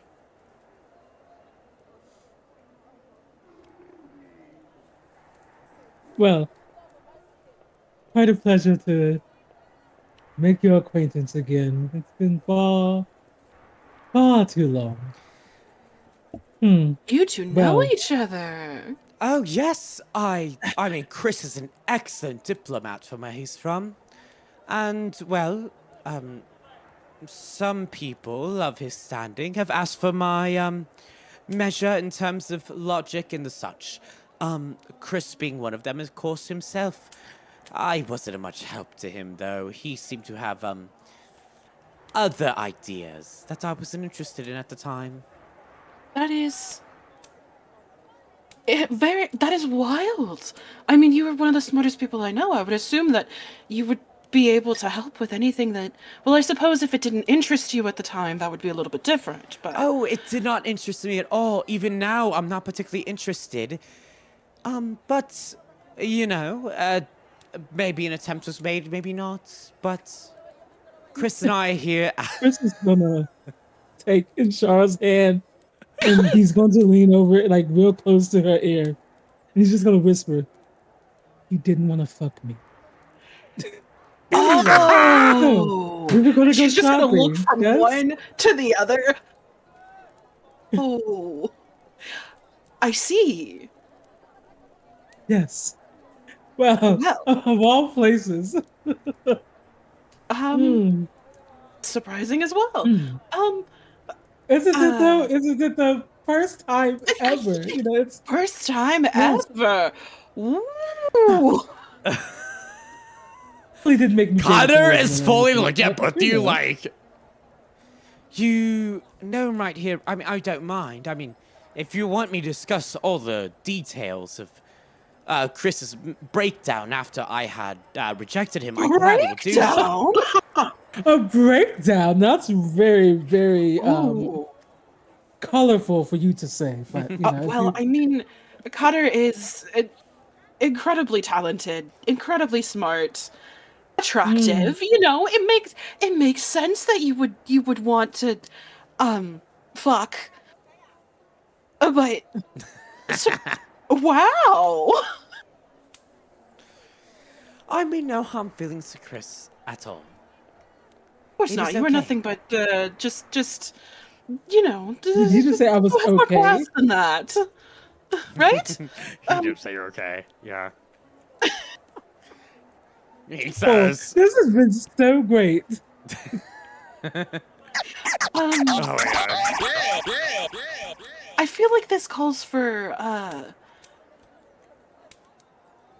books. Let's books.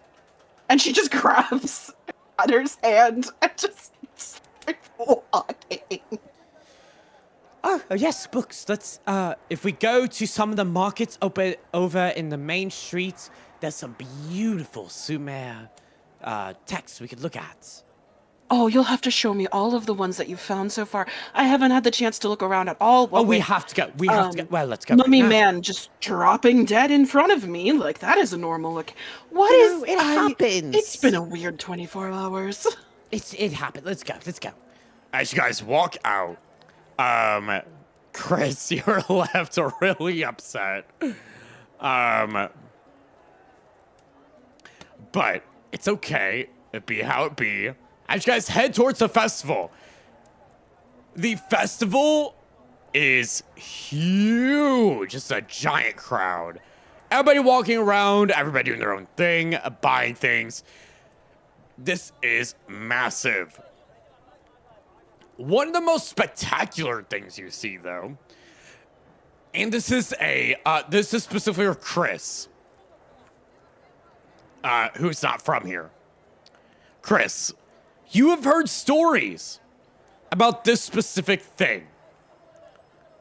You watch at one point, you guys stop for a couple seconds, of course, a couple minutes, to watch a performer. This is a special type of street dancer. This dancer, what they do, they're fully masked and cloaked. You cannot see their face.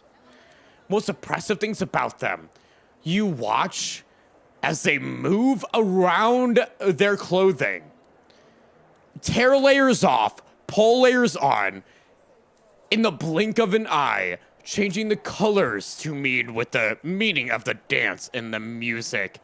You watch as one goes through the 4 seasons, starting with a beautiful orange veil and an orange cloak.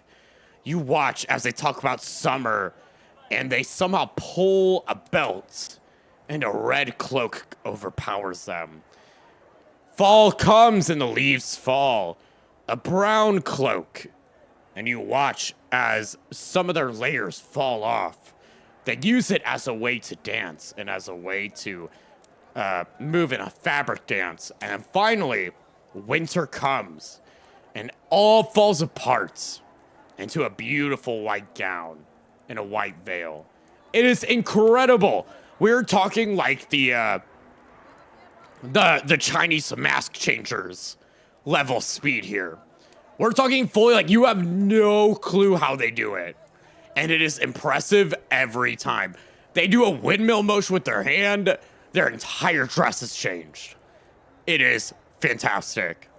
Beyond that, as we continue onward, so many people of so many different languages are talking and yapping with each other. There's a lot of beautiful and wonderful various items and things to buy, and of course, as important for you and Shara, books. But I will let both of you, if you want to look for something else, I will let you.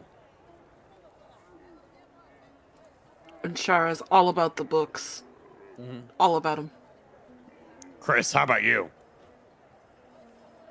I'm trying to find somewhere where I can get the crack that is in my face fixed. He'll, as he's walking, I guess, because he's not from here, so he's not even really sure what he would look for, but hopefully no pearls this time. Is there something else that sticks out to him? Something like some why am I blanking on some saw that might be of interest to him? Okay, you can roll investigation. But I want you to be a little more specific in just interests. Is there something you want to look for, or? I mean, well, given where we are, I'm assuming they probably would have interest. Jesus Christ, have instruments that are probably native to this place, so that might be something that he would, or maybe some type of clothing that might be fitting for him. All right.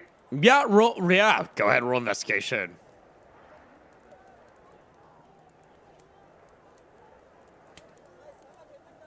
$14. 14. Okay. So, as for instruments, there's plenty here. people are trying to show off what they can make. There's plenty of ouds and similar style instruments, of various types of flutes, etc., that might be within your interest. If those are not of your interest, there's of course clothes. Of this place, versus your area, where typically you have a relatively heavy dress, it's a very heavy thing, and it's draped over you. A lot of the clothes here show less skin, they wrap around way better, but they're way looser, they're way lighter. Because, well, it's fucking hot. They also, a very important thing to add here, if you're looking for more masculine clothing, and you will find this weird, but you know it's a thing. They wear pants. They do not wear the whole toga thing with the skirt thing. Nope. Full on pants. But there's some beautiful stuff out there. You would know that they're typically, if you're more of a gentleman of fine stature, you are going to be wearing various types of golds and silvers and jewels to help provide a more beautiful look, as you see Inshara do. But yeah, there's various things like that if you would like to buy that.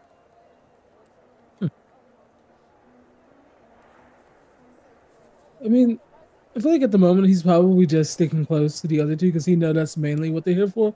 But he probably would be interested if he saw the flutes that you mentioned. He'd go look at that for sure. The what? The flutes, the instruments, the ouds. And the flutes? Ouds, yes. So, yes, an oud is a type of... I actually have one. I'm not going to go grab it, but I do own one.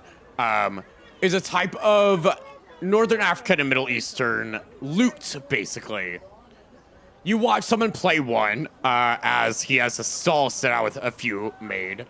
They're very beautiful instruments. Let me see if I can find a picture of one for you. This person's holding a nude. There's some very beautiful ones. They have an incredibly deep and earthy sound to them. They're very lovely. But you could definitely find one. If you'd like to buy one. Well, he would walk up to Sit Stall, inquire like if there's like perhaps maybe one that looks, I don't want to say special, but it's like unique, I guess. And then he would also be curious as he'd be curious as to the prices because last time somebody wanted to sell him a pearl for like 100 gold, so you know. Oh, he wouldn't need to ask about the. Well, yes, so, This is a halfling, of course. He's happily playing his oud while sitting there, and he will straight up talk to you while playing it and says, oh, well, what do you mean by special, might I ask? I feel like every single one of my ouds I make are special and beautiful, and just listen to this ring. And he plays out a little chord, and you are... It is beautiful. It's really well done. These are really well made. Cool. Well, if he was asking the shopkeeper, he would just curious if you have something else, perhaps a bit unique. I'm not from here, so I'm not sure what materials you use to make your instruments with. So I don't know if there's different type of woods or maybe different types of strings. Not in the sense of. Well, in terms of strings, I suppose we're all basically the same here with animal intestines. It's generally the normal. But of course they're magically enhanced as they all should be. I do not believe in any oud without magically enhanced strings, otherwise they break too easy. But as for the instruments themselves, well, what you ahead of you is a beautiful array of these wood instruments, all the wood locally sourced.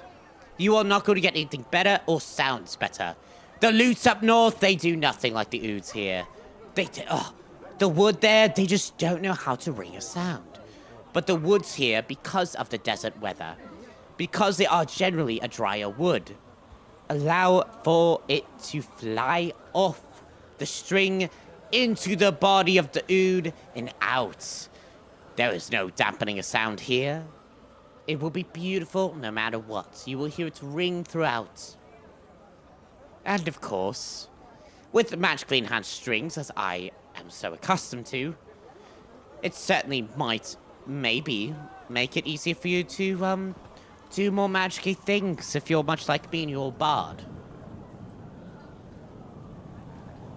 I see. How wonderful. Out of curiosity, what are they going for? Well, let's see. I mean, if you're looking for a normal sort of, one, my general, simple, my normal, simple guitar, oud is going to be a, about 3 gold scrap. They are very, very well versed in magic. I'm sorry to assume that you might be a bard of some description, but the way you're asking about the ouds, I can only assume, of course. But I do know that these ouds take quite well to growing, if you know what I mean. Instead of buying a new instrument, you can just work hard on this one.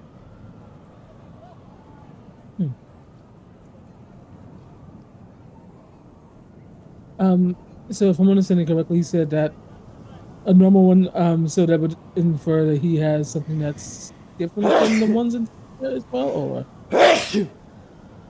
Yes, he points at the two to his left. The other ones have a darker wood and seem to have an interesting incense smell to them.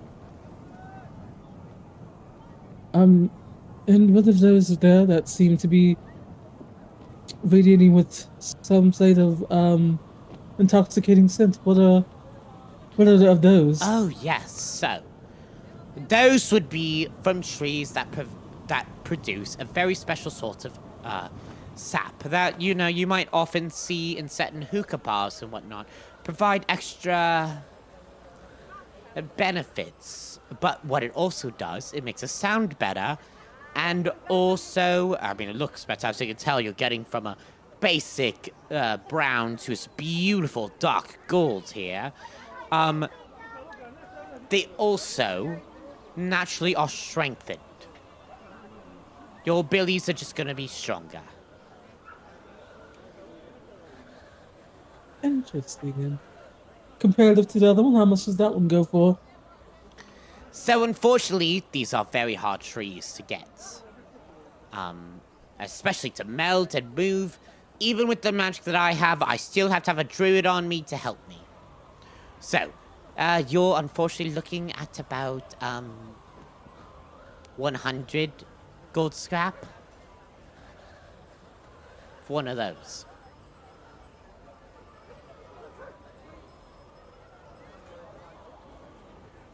Of course, it would be always. Well,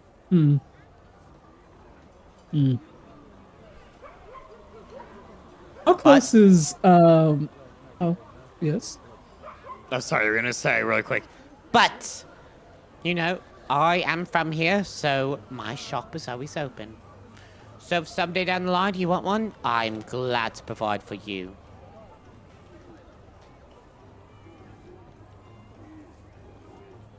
Oh, well, I do appreciate your generosity and your kindness, as it were.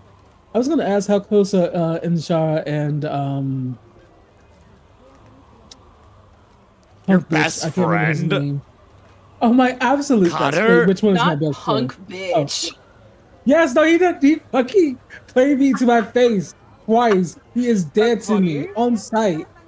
its hands. Oh, that's funny. You know, we'll be chill. But yes, how close are they to me? Do you guys stop with him, or do you guys continue onward? I feel like Anshara stopped with him. Yeah, you guys are next to She's them. making friends.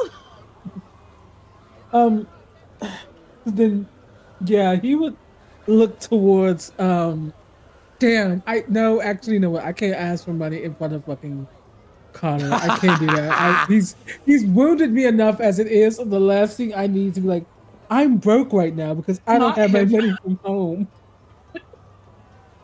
Mind you, he has like 92 scrap or gold or whatever the case he was like, but I'm still broke. Yeah, you will see him turn and start to say something, and then he'll just swallow a bit and then turn back to the shopkeeper. You know, I think as you said, I am a bard and I do have a bit of a penchant for instruments. Words are hard. I suppose I'll take this one here and see if I like it, and I'll be here for a while it seems. So if you're still here, and what is your name, by the way? Oh, of course, that'll be 3 gold. And as for my name, you can call me Nimat. Nimat, Nimat. Jeez. Anshara's well- gonna walk over and just kind of like peer at the oods. Are you interested as well? Oh, they're gorgeous. I have absolutely no talent with instruments, unfortunately, but they're absolutely stunning. Are you purchasing one, Chris? Yes, I was considering, is Carter still close to us? Cotter is there, yeah. Like how close? Because like, No, if like he's, right breathing over next your to us- neck. No, he's like staring at you guys. So Oh, fair enough. He would somewhat lean over and is like, well, yes, I was considering purchasing one. I'm going with this one here, and he'll point to the one that's 3 gold. I was quite interested in the other ones, but I'm not as flush with cash at the moment because I don't really like to travel with too much gold on me I for. think too much can be quite dangerous. I don't blame you. But oh, this one's so pretty. And she's looking at the one that's 100 gold. He's like, It it is smells apparently. nice. Doesn't it though? It's. You know, How- but we. How much is it? Well, according to the gentleman here, gentleman, I'm assuming. I don't want to assume Yep. your gender. Okay, yeah. According. male According to the- male halfling, yes. Okay. According to the gentleman here, it's 100 gold. It's apparently made from quite the rare tree and not the easiest wood to work with.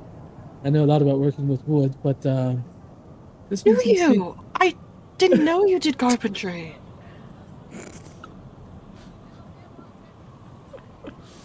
I wish Cotter could hear that. I rolled bad at my perception. No. Chris is going to he's going to have the brightest smile. He's like, Insha, I adore you. Please never change. Okay. I'm a carpenter of sorts. We'll have conversations about You that love later, to but- nail things. Is this... And she just kind of looks at him. Oh, sex. Yes. And then That like thing turns that and looks at the halfling. What is your name, good sir? These woods are beautiful. Oh, thank you. My name is Nimat. Nimat, a pleasure to meet you. I'm Nshara Al-Maib. Well, nice to meet you, Nshara. Yeah, well, if you guys ever need any other instruments, I'd be glad to provide them for you. Although I mostly work with ouds, I do work with some other things as well, as need be. What other things do you work with? Oh, mostly, I mean, I've worked quite a bit with flutes of various descriptions. Ouds are usually the main one. I've worked on some instruments from other places as well, you know, those sort of like oh, what do they call them in the north? They're a really weird instrument, right? You like have a thing that like, oh, what's it called? A hurdy-gurdy. I've made one or two of those. You know, I can do whatever. You just gotta give me one. I can rebuild it for ya.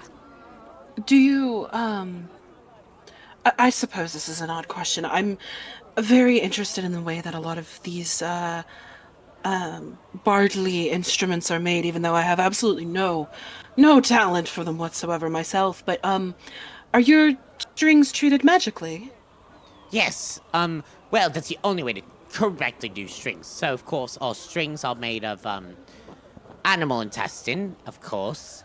But what you can do is if you treat it with magic, you're able to let them last longer. They stay more in tune. You know, typical hubbub. Interesting. And this one, the one that my friend was looking at, it's also treated with, the same type of string, yes? Of course, however, the wood used is much better. It does better things. It's just stronger. It's a more magical wood. What are you using? Oh, it's a very special type of wood. I can't exactly remember what it's called. I get it from the actual people who harvest it. Oftentimes, the stuff is used to, the sap of this wood is used to both increase magical effects, especially for the mage university, of course, and also it can also be used for health potions. So it's quite important. So if they are able to scrap by some, is when I take it. Ash, would I know what this like wood or sap is called? You could Given my background. You could roll a nature check. A nature check. Okay. No. I got no fucking clue. I got a 5. No fucking clue. You've heard of this. You have no idea what it's called. But you do know there are a type of tree that are well known for this. That's too common knowledge for you not to know that part. My family's background in magical procurement. Would I have a vague inkling as to, like, the artistry, like the artistry that goes into this, like how difficult it is to like acquire and all of that? Yeah, you would know that these trees are relatively thin. So usually they take down the whole tree and like pretty much just like scrape through it to find what they need.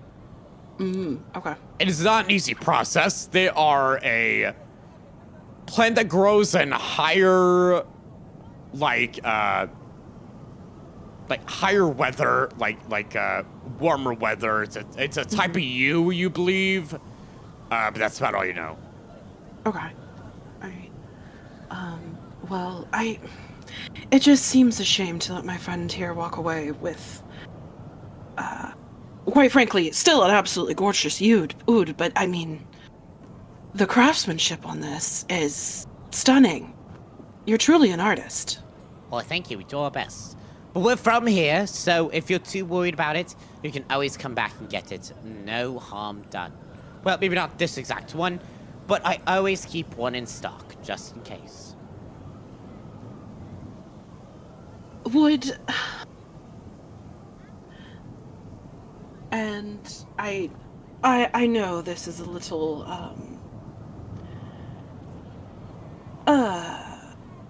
not the way things are usually done. But I happen to, know a great deal of suppliers when it comes to, kind of, shipping to different areas of the world. And, is that something you're potentially interested in? Roll precision check. Persuasion? Yep. Don't fuck me. Oh, Quite. hey! Well, I haven't really thought about it much, but I guess it could be done. Yes, sure. If you have connections, I'd be glad to hear them. Yeah, of course. I do, yes. I mean, I don't know if you know very much about my family, but we have quite a bit of connections when it comes to the distribution of magical items here. Oh, within well, our- sounds good to me. Yeah, let's talk about that more later. Yes, I was wondering if I could perhaps write down a little bit of my contact info for you, and Yes, we yes. could discuss this a little bit more, and maybe you could, I could help purchase my friend that beautiful oud. I suppose it can be done. What are you asking for? How much is it normally? 100 gold scrap. We'll say maybe. And she's gonna look at Chris.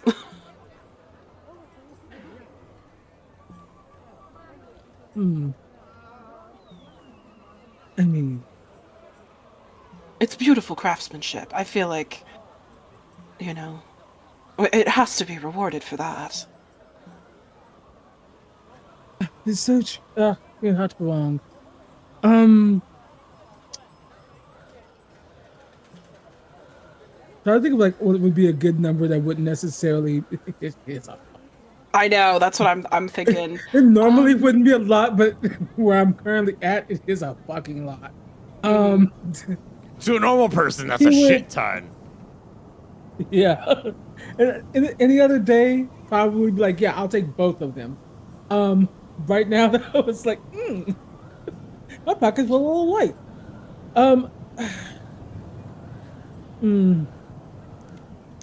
You would say, would it be possible to let it go for perhaps at 75? Roll a persuasion check with advantage. Let's say disadvantage. You could thank Inshara for this one. Aha! Indeed. Okay. 19. 19! That's pretty He good. says, 75. I mean, it's quite a bit less, but, if you make true to your word, then I guess I won't be mad. Sure. I'll do 75. Gold scrap. And what is the, is there like a sign or something that says the name of his shop or whatever? yeah, it pretty much just says, exactly what you expect it to. It just talks about his ouds. Okay. Yeah, and Chris would say, not only, one, he would turn to Sean and be like, well, thank you so much for your kindness and, the use of your, I don't know what the good word would be here for, the use of your connections, as it were, for helping me in this way. And Of course. he would, We're becoming friends, are we not? Plus, I mean, this piece really is gorgeous. Namat, do you have a piece of paper or something I can write down how to reach me, where to find me? Oh, yes, of course. Let me get that for you. And hands you a piece of papyrus. As you were doing that, Chris, you get a, in quotations, special oud. I love the quotations. When I yes, pass yes, Namat the paper back, I'm gonna put an extra 10 gold in it and He give him a definitely wink raises his eyebrow at as a that. thank you. Well, thank you. Well, I hope we can do some great business together later on. I'm sure we can. These pieces are gorgeous. Well, thank you. And they're quite powerful. Which I'm sure you'll find out soon enough. And you guys head on. Can I please? oh, I did want to ask him one question. Oh yeah, before you go left ahead. Go ahead. But as we're like, well, one, does he have something I can wrap it up in? 'Cause I don't wanna just, like, maybe stand around the sun. just the sash that allows to be strapped to your back. So the That's back fine. of an oud is like egg shaped. It is not easy to carry around as somebody who has one. fair. But I wanted to, I would ask him, as we're like, getting ready to leave and things of that nature. Um, I see. Well, obviously, you do work with wooden things. Do you do custom work by chance? For another bard, I suppose I could, yes. Why? Ah, well, when I am more flush with cash, I might come knocking upon your door and seeing if you're interested in perhaps working with me on making something. If once I give your wonderful craftsmanship a try, I'm pretty sure I can't help but I'm pretty sure I won't be able to help but love it and would love a personal piece from you. Sure, I'm definitely down for that. But only when it happens. It's quite expensive, you know. Keep that in mind, and thank you. Thank you Yeah, again, you'll, Matt. It was wonderful meeting you. Of course. He bows, and you guys are on your way. Hey, May. And Shara wants to roll a perception check No, to did he find just get books. Oh, okay. I was like, oh, he got scammed. No, he did not. Okay. Yamat's a legitimate person. Books, 19. And oh, are you ready for books? Yes. Books. You meet, as you're walking around, it almost like, you can almost smell the books and the scrolls that, like, are gonna be good. And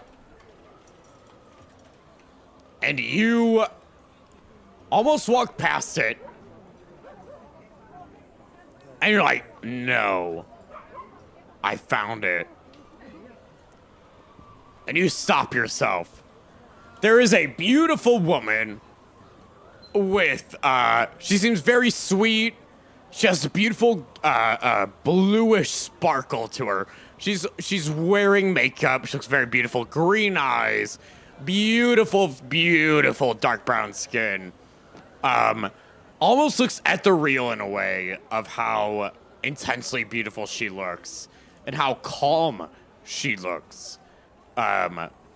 She has black fro hair that is, I would say it's not done up, it is done down.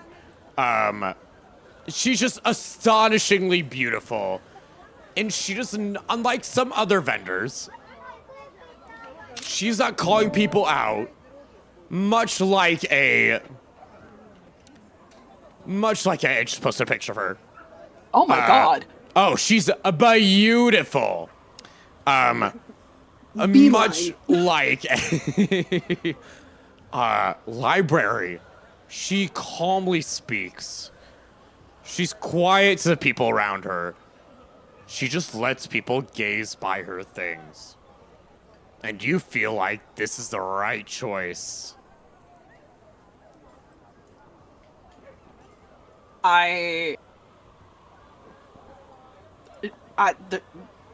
Unshara just appears. Running doesn't quite describe what she just materializes in front of this woman and this stall.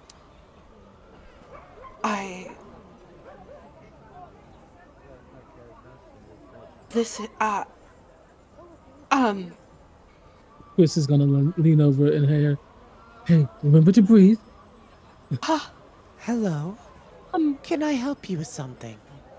Yes, the collection you have here is incredible. Oh, I quite thank you. I've been building my library for quite a long time. I find it very important to find only the most interesting and knowledgeable subjects from around the world.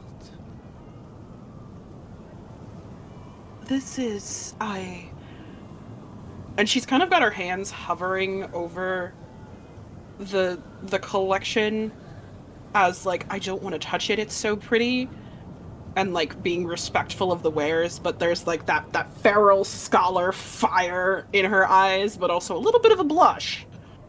Because this woman is gorgeous. Yes. And Inshara may be a fool, but she is not blind.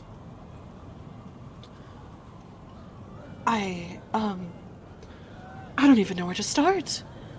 These are incredible. Can I... Like, what kind of books does she have? You can see right at the front. These are very knowledgeable subjects. These are not for the faint of heart.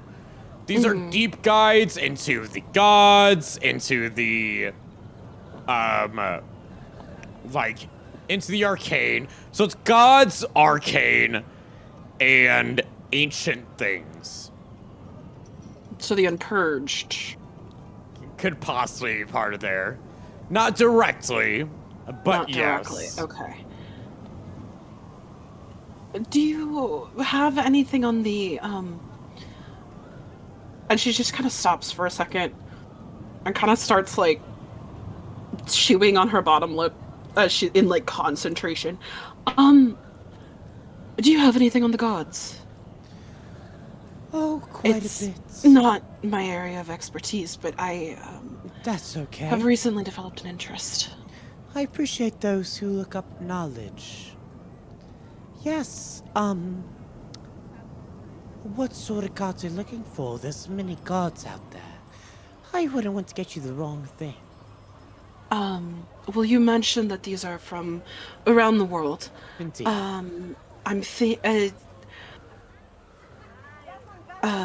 Lesser known, perhaps, or more regionally worshipped gods, as opposed to the more prevalent areas of worship. Ah, I see. Yes. If it is something like that, I do have a few. Are you looking for cults or full-on cultural belief? Quite honestly, both. But, cultural belief. We'll go with cultural belief. I feel like that will more accurately have what I'm looking for. Of course. So, let's see. I might have a few things here. She kneels down to some of her items and pulls out 3. She pulls out 2 that are about strange gods you're not really sure you've heard of. One is a god of time. One is a god of life. Specifically life. It's very different from, at first like, oh yeah, you know, the god of living, the god of birth, etc., etc. No. Entirely different. But the last one is the god of the sky. This one. How much is it? Oh, something like this? Well, I did get from quite far away. I suppose I can give it for maybe 1 gold? I, of course, have already copied it into my own notes, so I suppose I could remake the copy. So I'll say 1 gold scrap. I'll buy it for 2, and consider the extra as a token of appreciation for this wonderful collection. Oh, thank you. Can I get your name? Unshara al-Maib. Pleasure to meet Unshara. you. Nice to meet you. You call me Farah. Farah. That is a beautiful name. As is yours. Thank you. Well, Sorry. No. I just... A beautiful name, beautiful woman. Why, thank you. You're quite lovely yourself. You seem well put together. Glad you think so. I don't feel very put together right now. It's of no big deal to me. Well, I do have a main shop, so I do exist here. Wonderful. You have a shop here in Akhdar. Yes, of course. It's a little further out into the richer neighborhoods. If it's fairly close to the what's the word? It's fairly close to the Mage Tower. So. Oh. Ooh, I've seen there. I heard about a rare bookstore opening up. That was you. Indeed, yes. I've been trying to find only the rarest and most interesting books. You see, around there, they're certainly much more likely to buy them.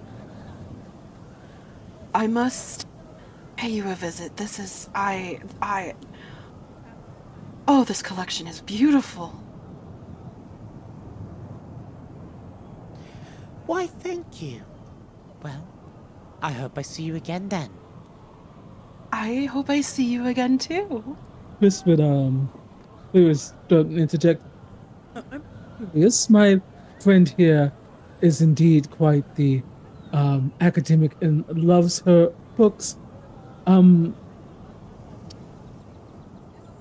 What time does your stall close by chance? Oh, I suppose probably when sundown starts for today and the next few days. After that, I will go back to my shop. So you're always free to come back to the shop. Interesting. I'm curious. And after you're done with your stall here, by chance, what might you be doing for the night? I know with the festival, there's so much going on. Retiring. I simply I'm not quite fond of these sort of things, but I know it's worth the money, so that's what I've been doing. But trust me, I will be going home and sleeping. I prefer the quiet places of the libraries, rather than something like, well, all this, really. Understandable. And, this would turn to Injar. You like quiet places and libraries, don't you, as well? I do. Yes, I spend most of my time there. I may or may not have found quite a few nice places to relax and read and eat nice things. Eating. Eating. Did you eat, Para? I'm assuming you do. Yes, of course. I've already eaten today for everything I need. But, however, maybe if I see you more, maybe I'll be interested. I have quite a few books on my shelf that I need to finish, of course. Yes, perhaps I will be able to stop by your store and discuss some things. Academic discussions, and I'm always looking to find someone to talk to. Of course. Well, I'd be happy to see you again, Shara. Likewise. I am So- curious about her other two books, though. You are. Yeah, It's mostly they're only godly a goal. things. It's mostly godly things.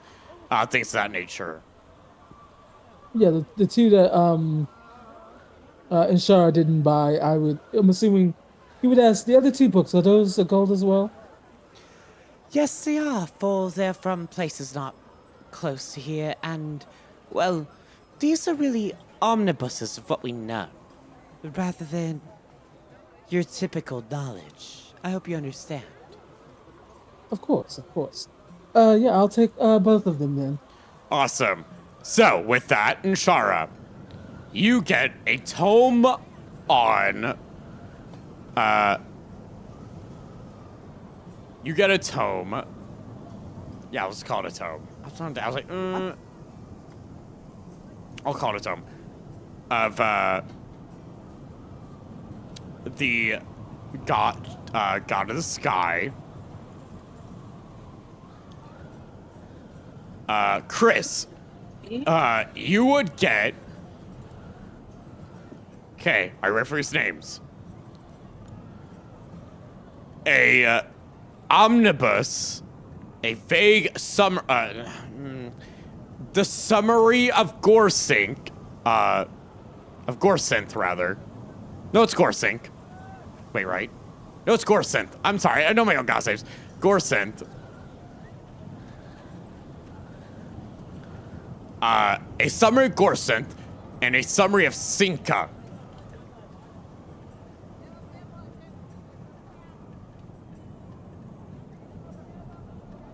And you guys can read those later.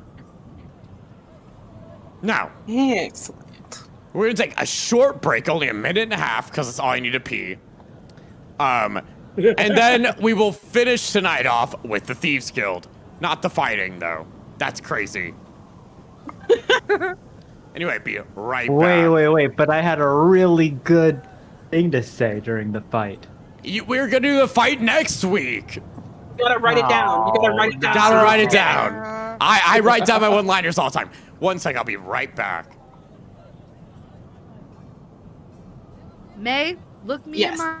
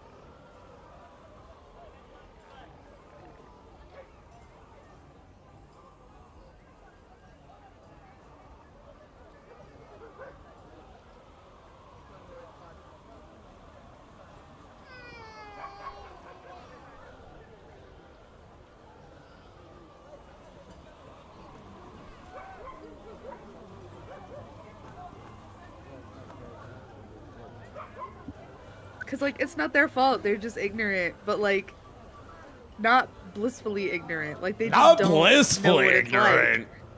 Oh, hello. I'm back. Hello. I have no idea what you're talking about. I deaf mute every time I do that. So, They're my rich people. The rich people problems moment. God, it was Yeah. so bad. I was like, I'm sitting there eternally screaming. Anyway, let's finish up the session, shall we?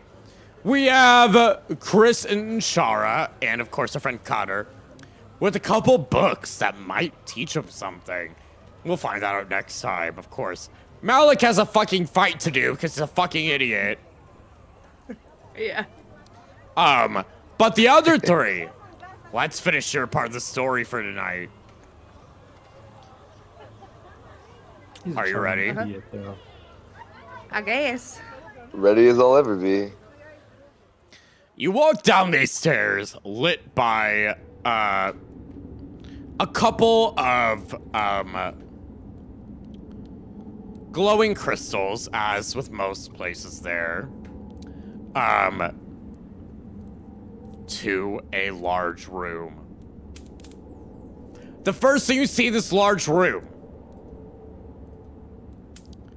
is a couple of guards, a desk, and somebody sitting in a chair behind it, not facing you guys at all. In front of that desk, leaning on it, is a very tall, buff Kiaga, a cat person. They have pinkish hair tied up in a high bun.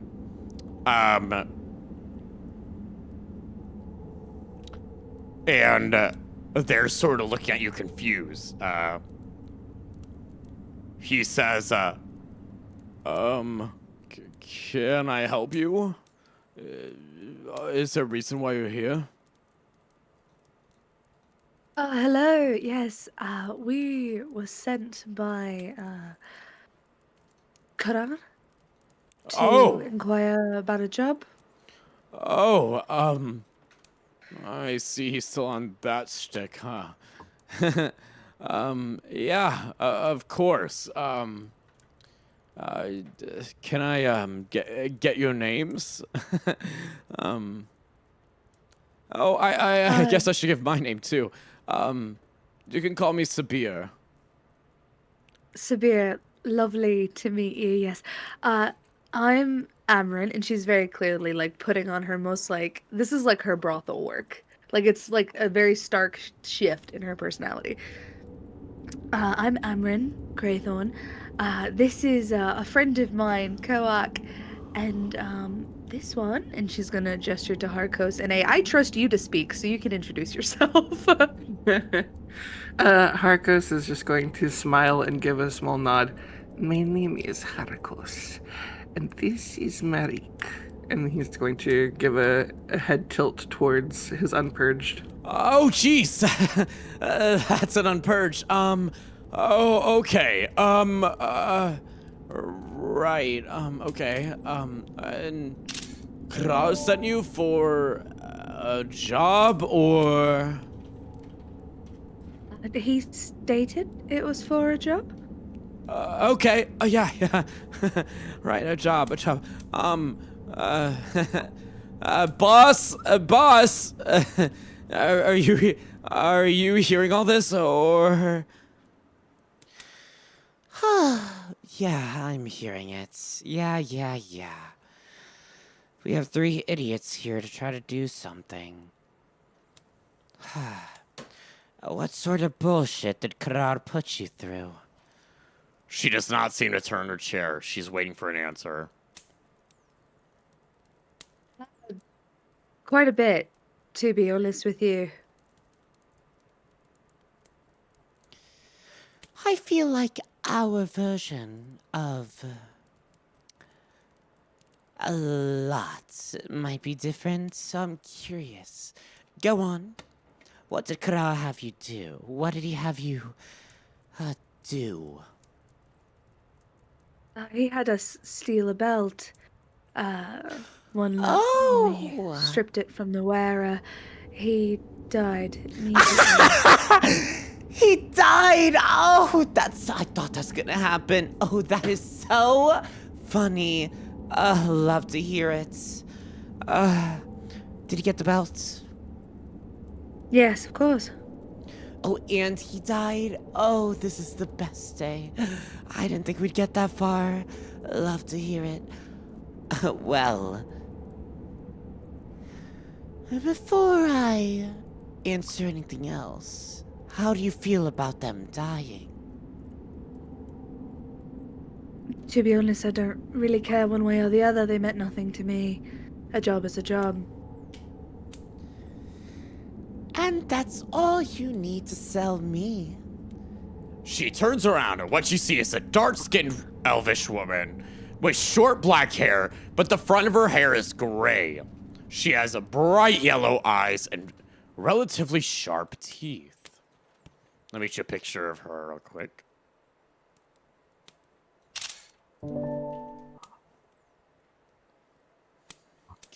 Damn. She says, Hello. My name is Akila. It is excellent to meet all of you.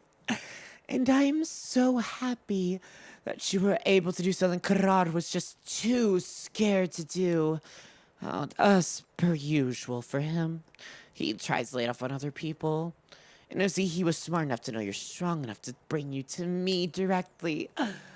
Oh, excellent. Hello to all Yes. of you. I'm Emran. Lovely to meet you as well. And Emran's gonna bow her head. And as she does so, she's just gonna kind of look over at Koak in a kind of, hey, you should do this too kind of way. does Koak do it? I'll look at her and just kind of like, just kind of stand the way I am. She says, Oh, I love this one. Don't bow to me. It pisses me off. Don't want to see it. I will slit your throat next time you do it. Thank you. So, I'll just like chuckle to myself as that happens. and you, curious one, you have an unpurged. Oh, how lovely. Oh, they're such great killing machines. Not yet to kill. I'm sure he's got a little stealth in his kit, too. Well, I will have you know, we have quite a few jobs. If you'd like to take over for them. What do you say? Is she talking to Amron or is she talking to All of Kohak you. or Arcos? Hmm. I'll Well- look at Amber and just be like, "Nah, I'm not supposed to talk. Go for it." Amron's stepping back. She said she liked you, so go ahead then, big man. Well, I'll like look at what was her name again? Akila. Akila. Akila. All right. Okay, cool. Well, what kind of jobs are you offering? We're looking for some information at this point. Money's nice, but Oh, information. Did Krar pay you at all? that cheap bastard definitely skimped us on the payment, that's for sure. Roll persuasion on that one. All right.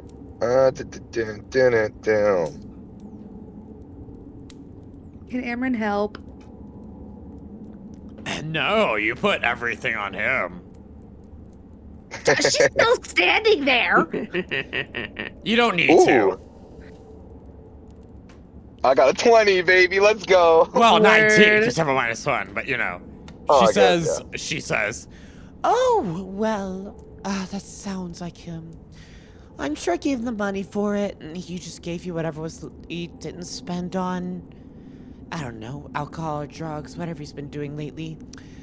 Yes, of course, information. I can give you a little information now as a taste. And of course, if you do a job or two for me, I can give you more. Now, let's open up the playing field. At that point, the guard who is with her says, Keela, can we really trust them? Oh, they killed someone and didn't care. I trust them plenty. Oh, of course. I just thought, I don't know. It's been like 2 minutes of knowing them. Maybe you should... Do you want me to rip off your ear? No. I will stand back. You guys have fun. Yeah. despite his, like, darker skin, you can see a huge blush on his face. He is not threatened. He's very uwu by Akila. Oh, this guy's a freak. Amron definitely recognizes that look. Yeah. He likes being told what to do. Is what you Yeah. guys will find out. Sabir likes being told what to do. Yes, Sabir, spelled like that. She says, Well, let's see what information I can possibly give you right now. What is it you want? Do you know anything about masked people? Usually wearing the masks of animals, and I'll show her the sign that's on my hand and be like, what do they have in common with this and the sky god? she raises an eyebrow and she's like, I'm not well versed in the gods, but I am well versed in the more interesting parts of the city.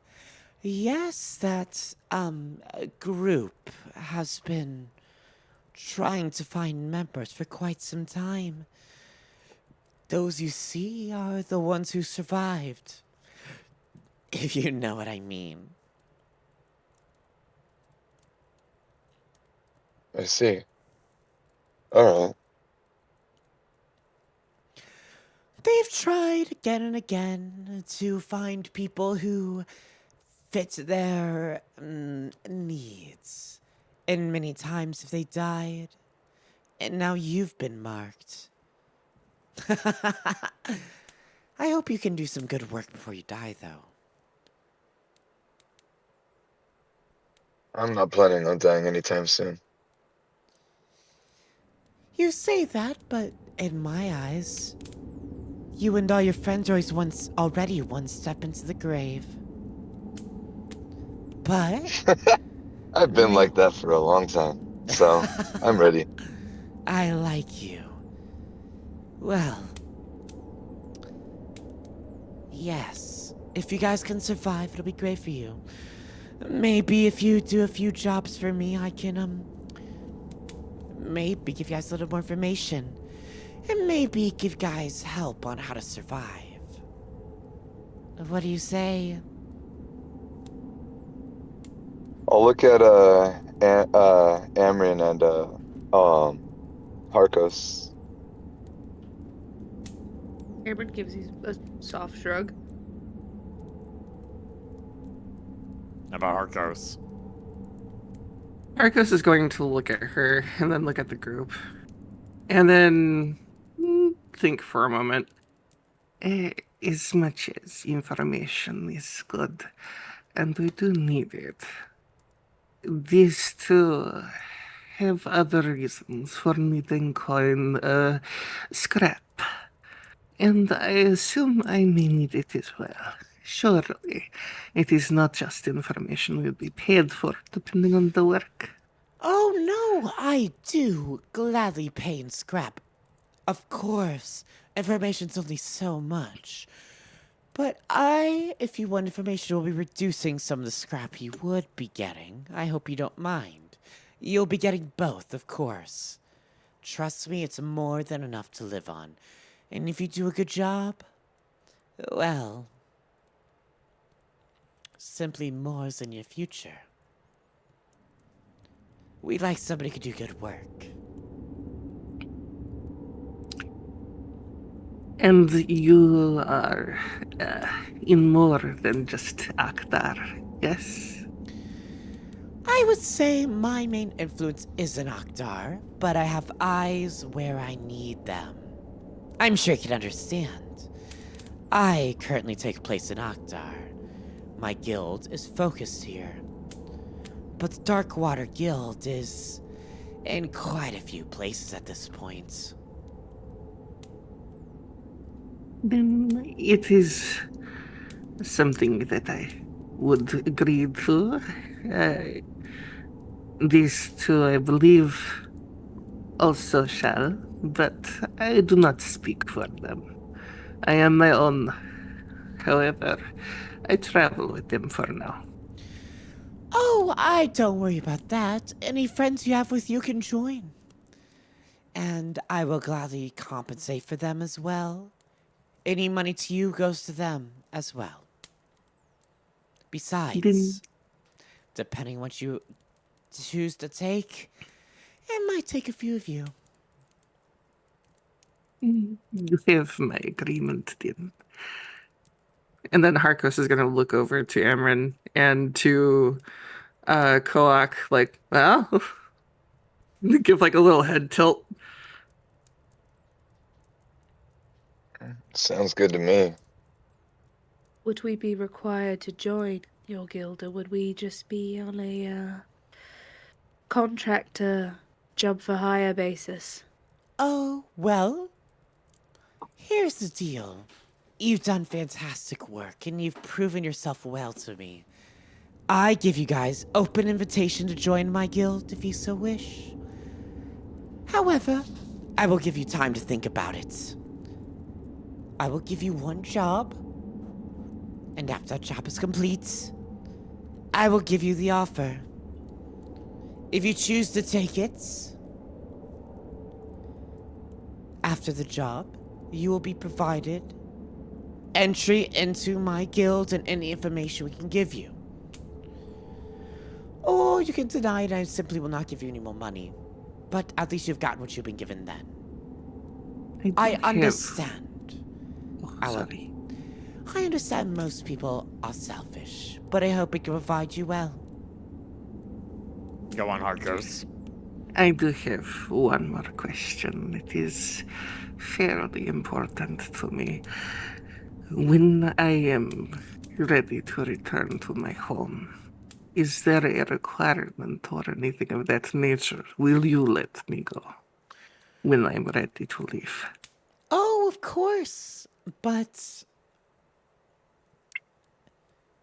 I assume any damage you've done will follow you, depending on where it is. But other than that, people come and go. You're free to come back however you choose.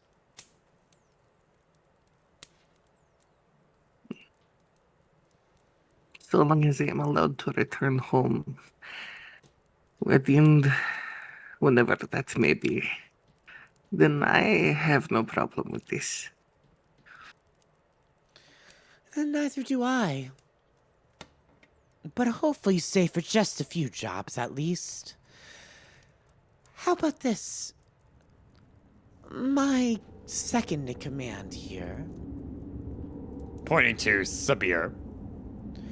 will come to you with the job that I have you do. And afterwards, if you complete successfully, you come right back here. And I will grant you reward and information. And it will be then that I ask you to join me in the Darkwater Guild.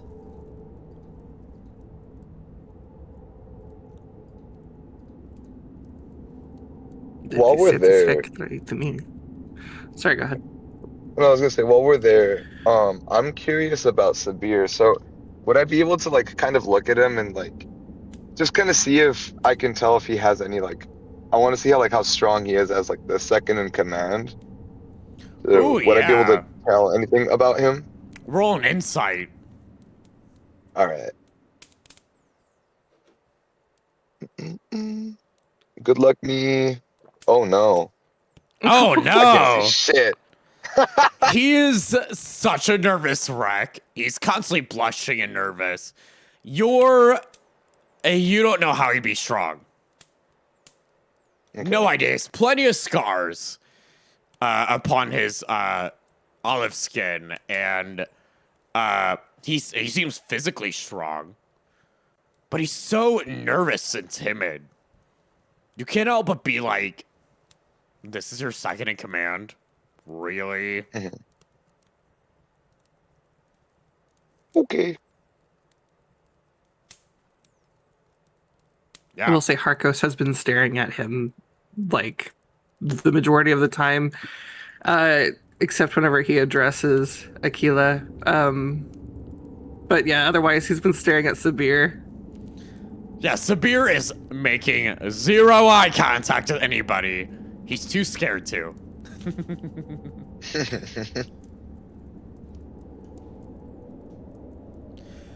So, we have an agreement then? Sounds good by me. And you, Amryn? Do you agree as well? Very well.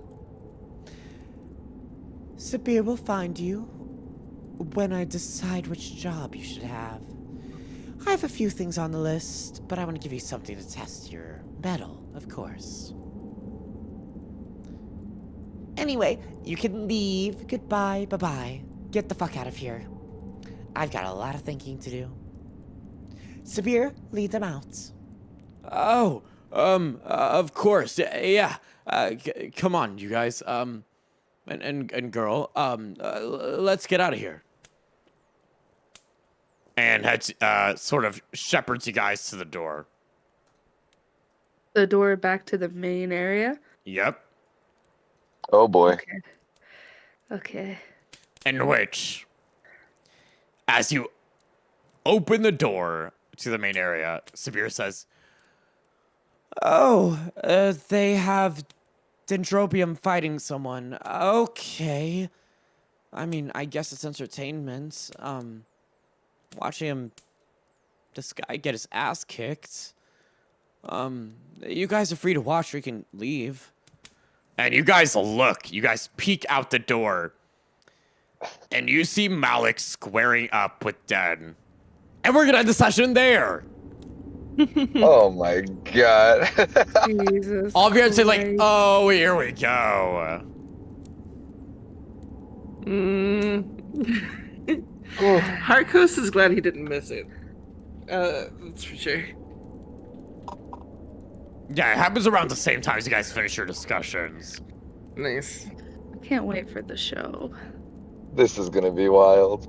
Oh, it's gonna be so funny to me. Great. To me, anyway.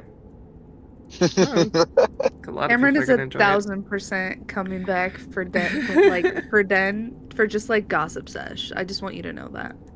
They're friends now. Oh, Den loves a little gossip. Where do you think they get all their information from? Exactly. They're gonna be besties.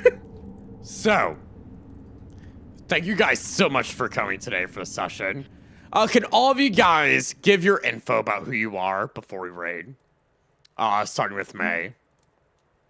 Absolutely. I am May Mori. You can find me on Twitch, May_Mori, or Twitter. You know, whatever floats your boat. Yeah, had a great time, as always. Okay, Zochi.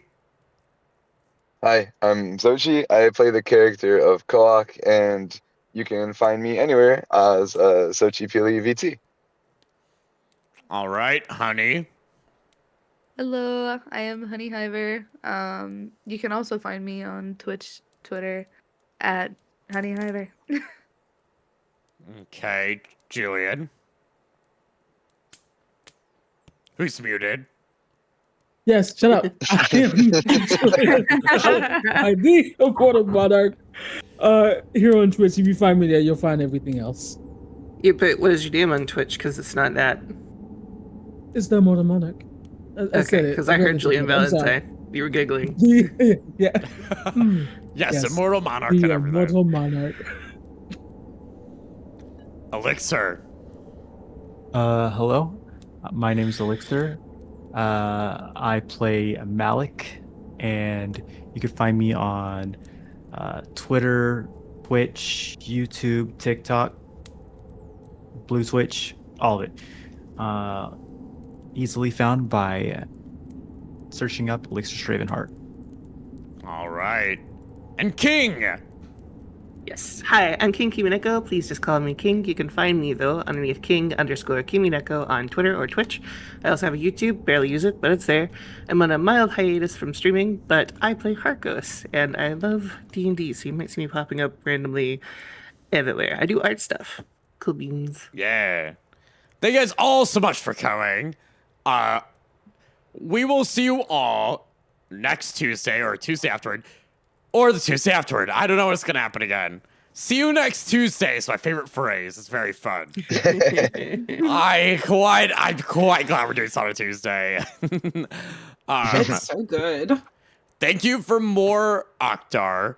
I will let everybody know this will be uploaded by hopefully Friday or Saturday. So for those of you who missed part of it, don't worry, it'll be uploaded. The VOD will be uploaded. But until then, thank you all for coming. We'll be rating Heavenly Ambrosia, who is a player in two of my other campaigns. Ooh. Ooh. So- Hey. That I do not stream. So I felt like it's a fitting raid. Also, they never stream when I stream, so it fits. Anyway, see you later, everybody. Bye-bye. Bye-bye.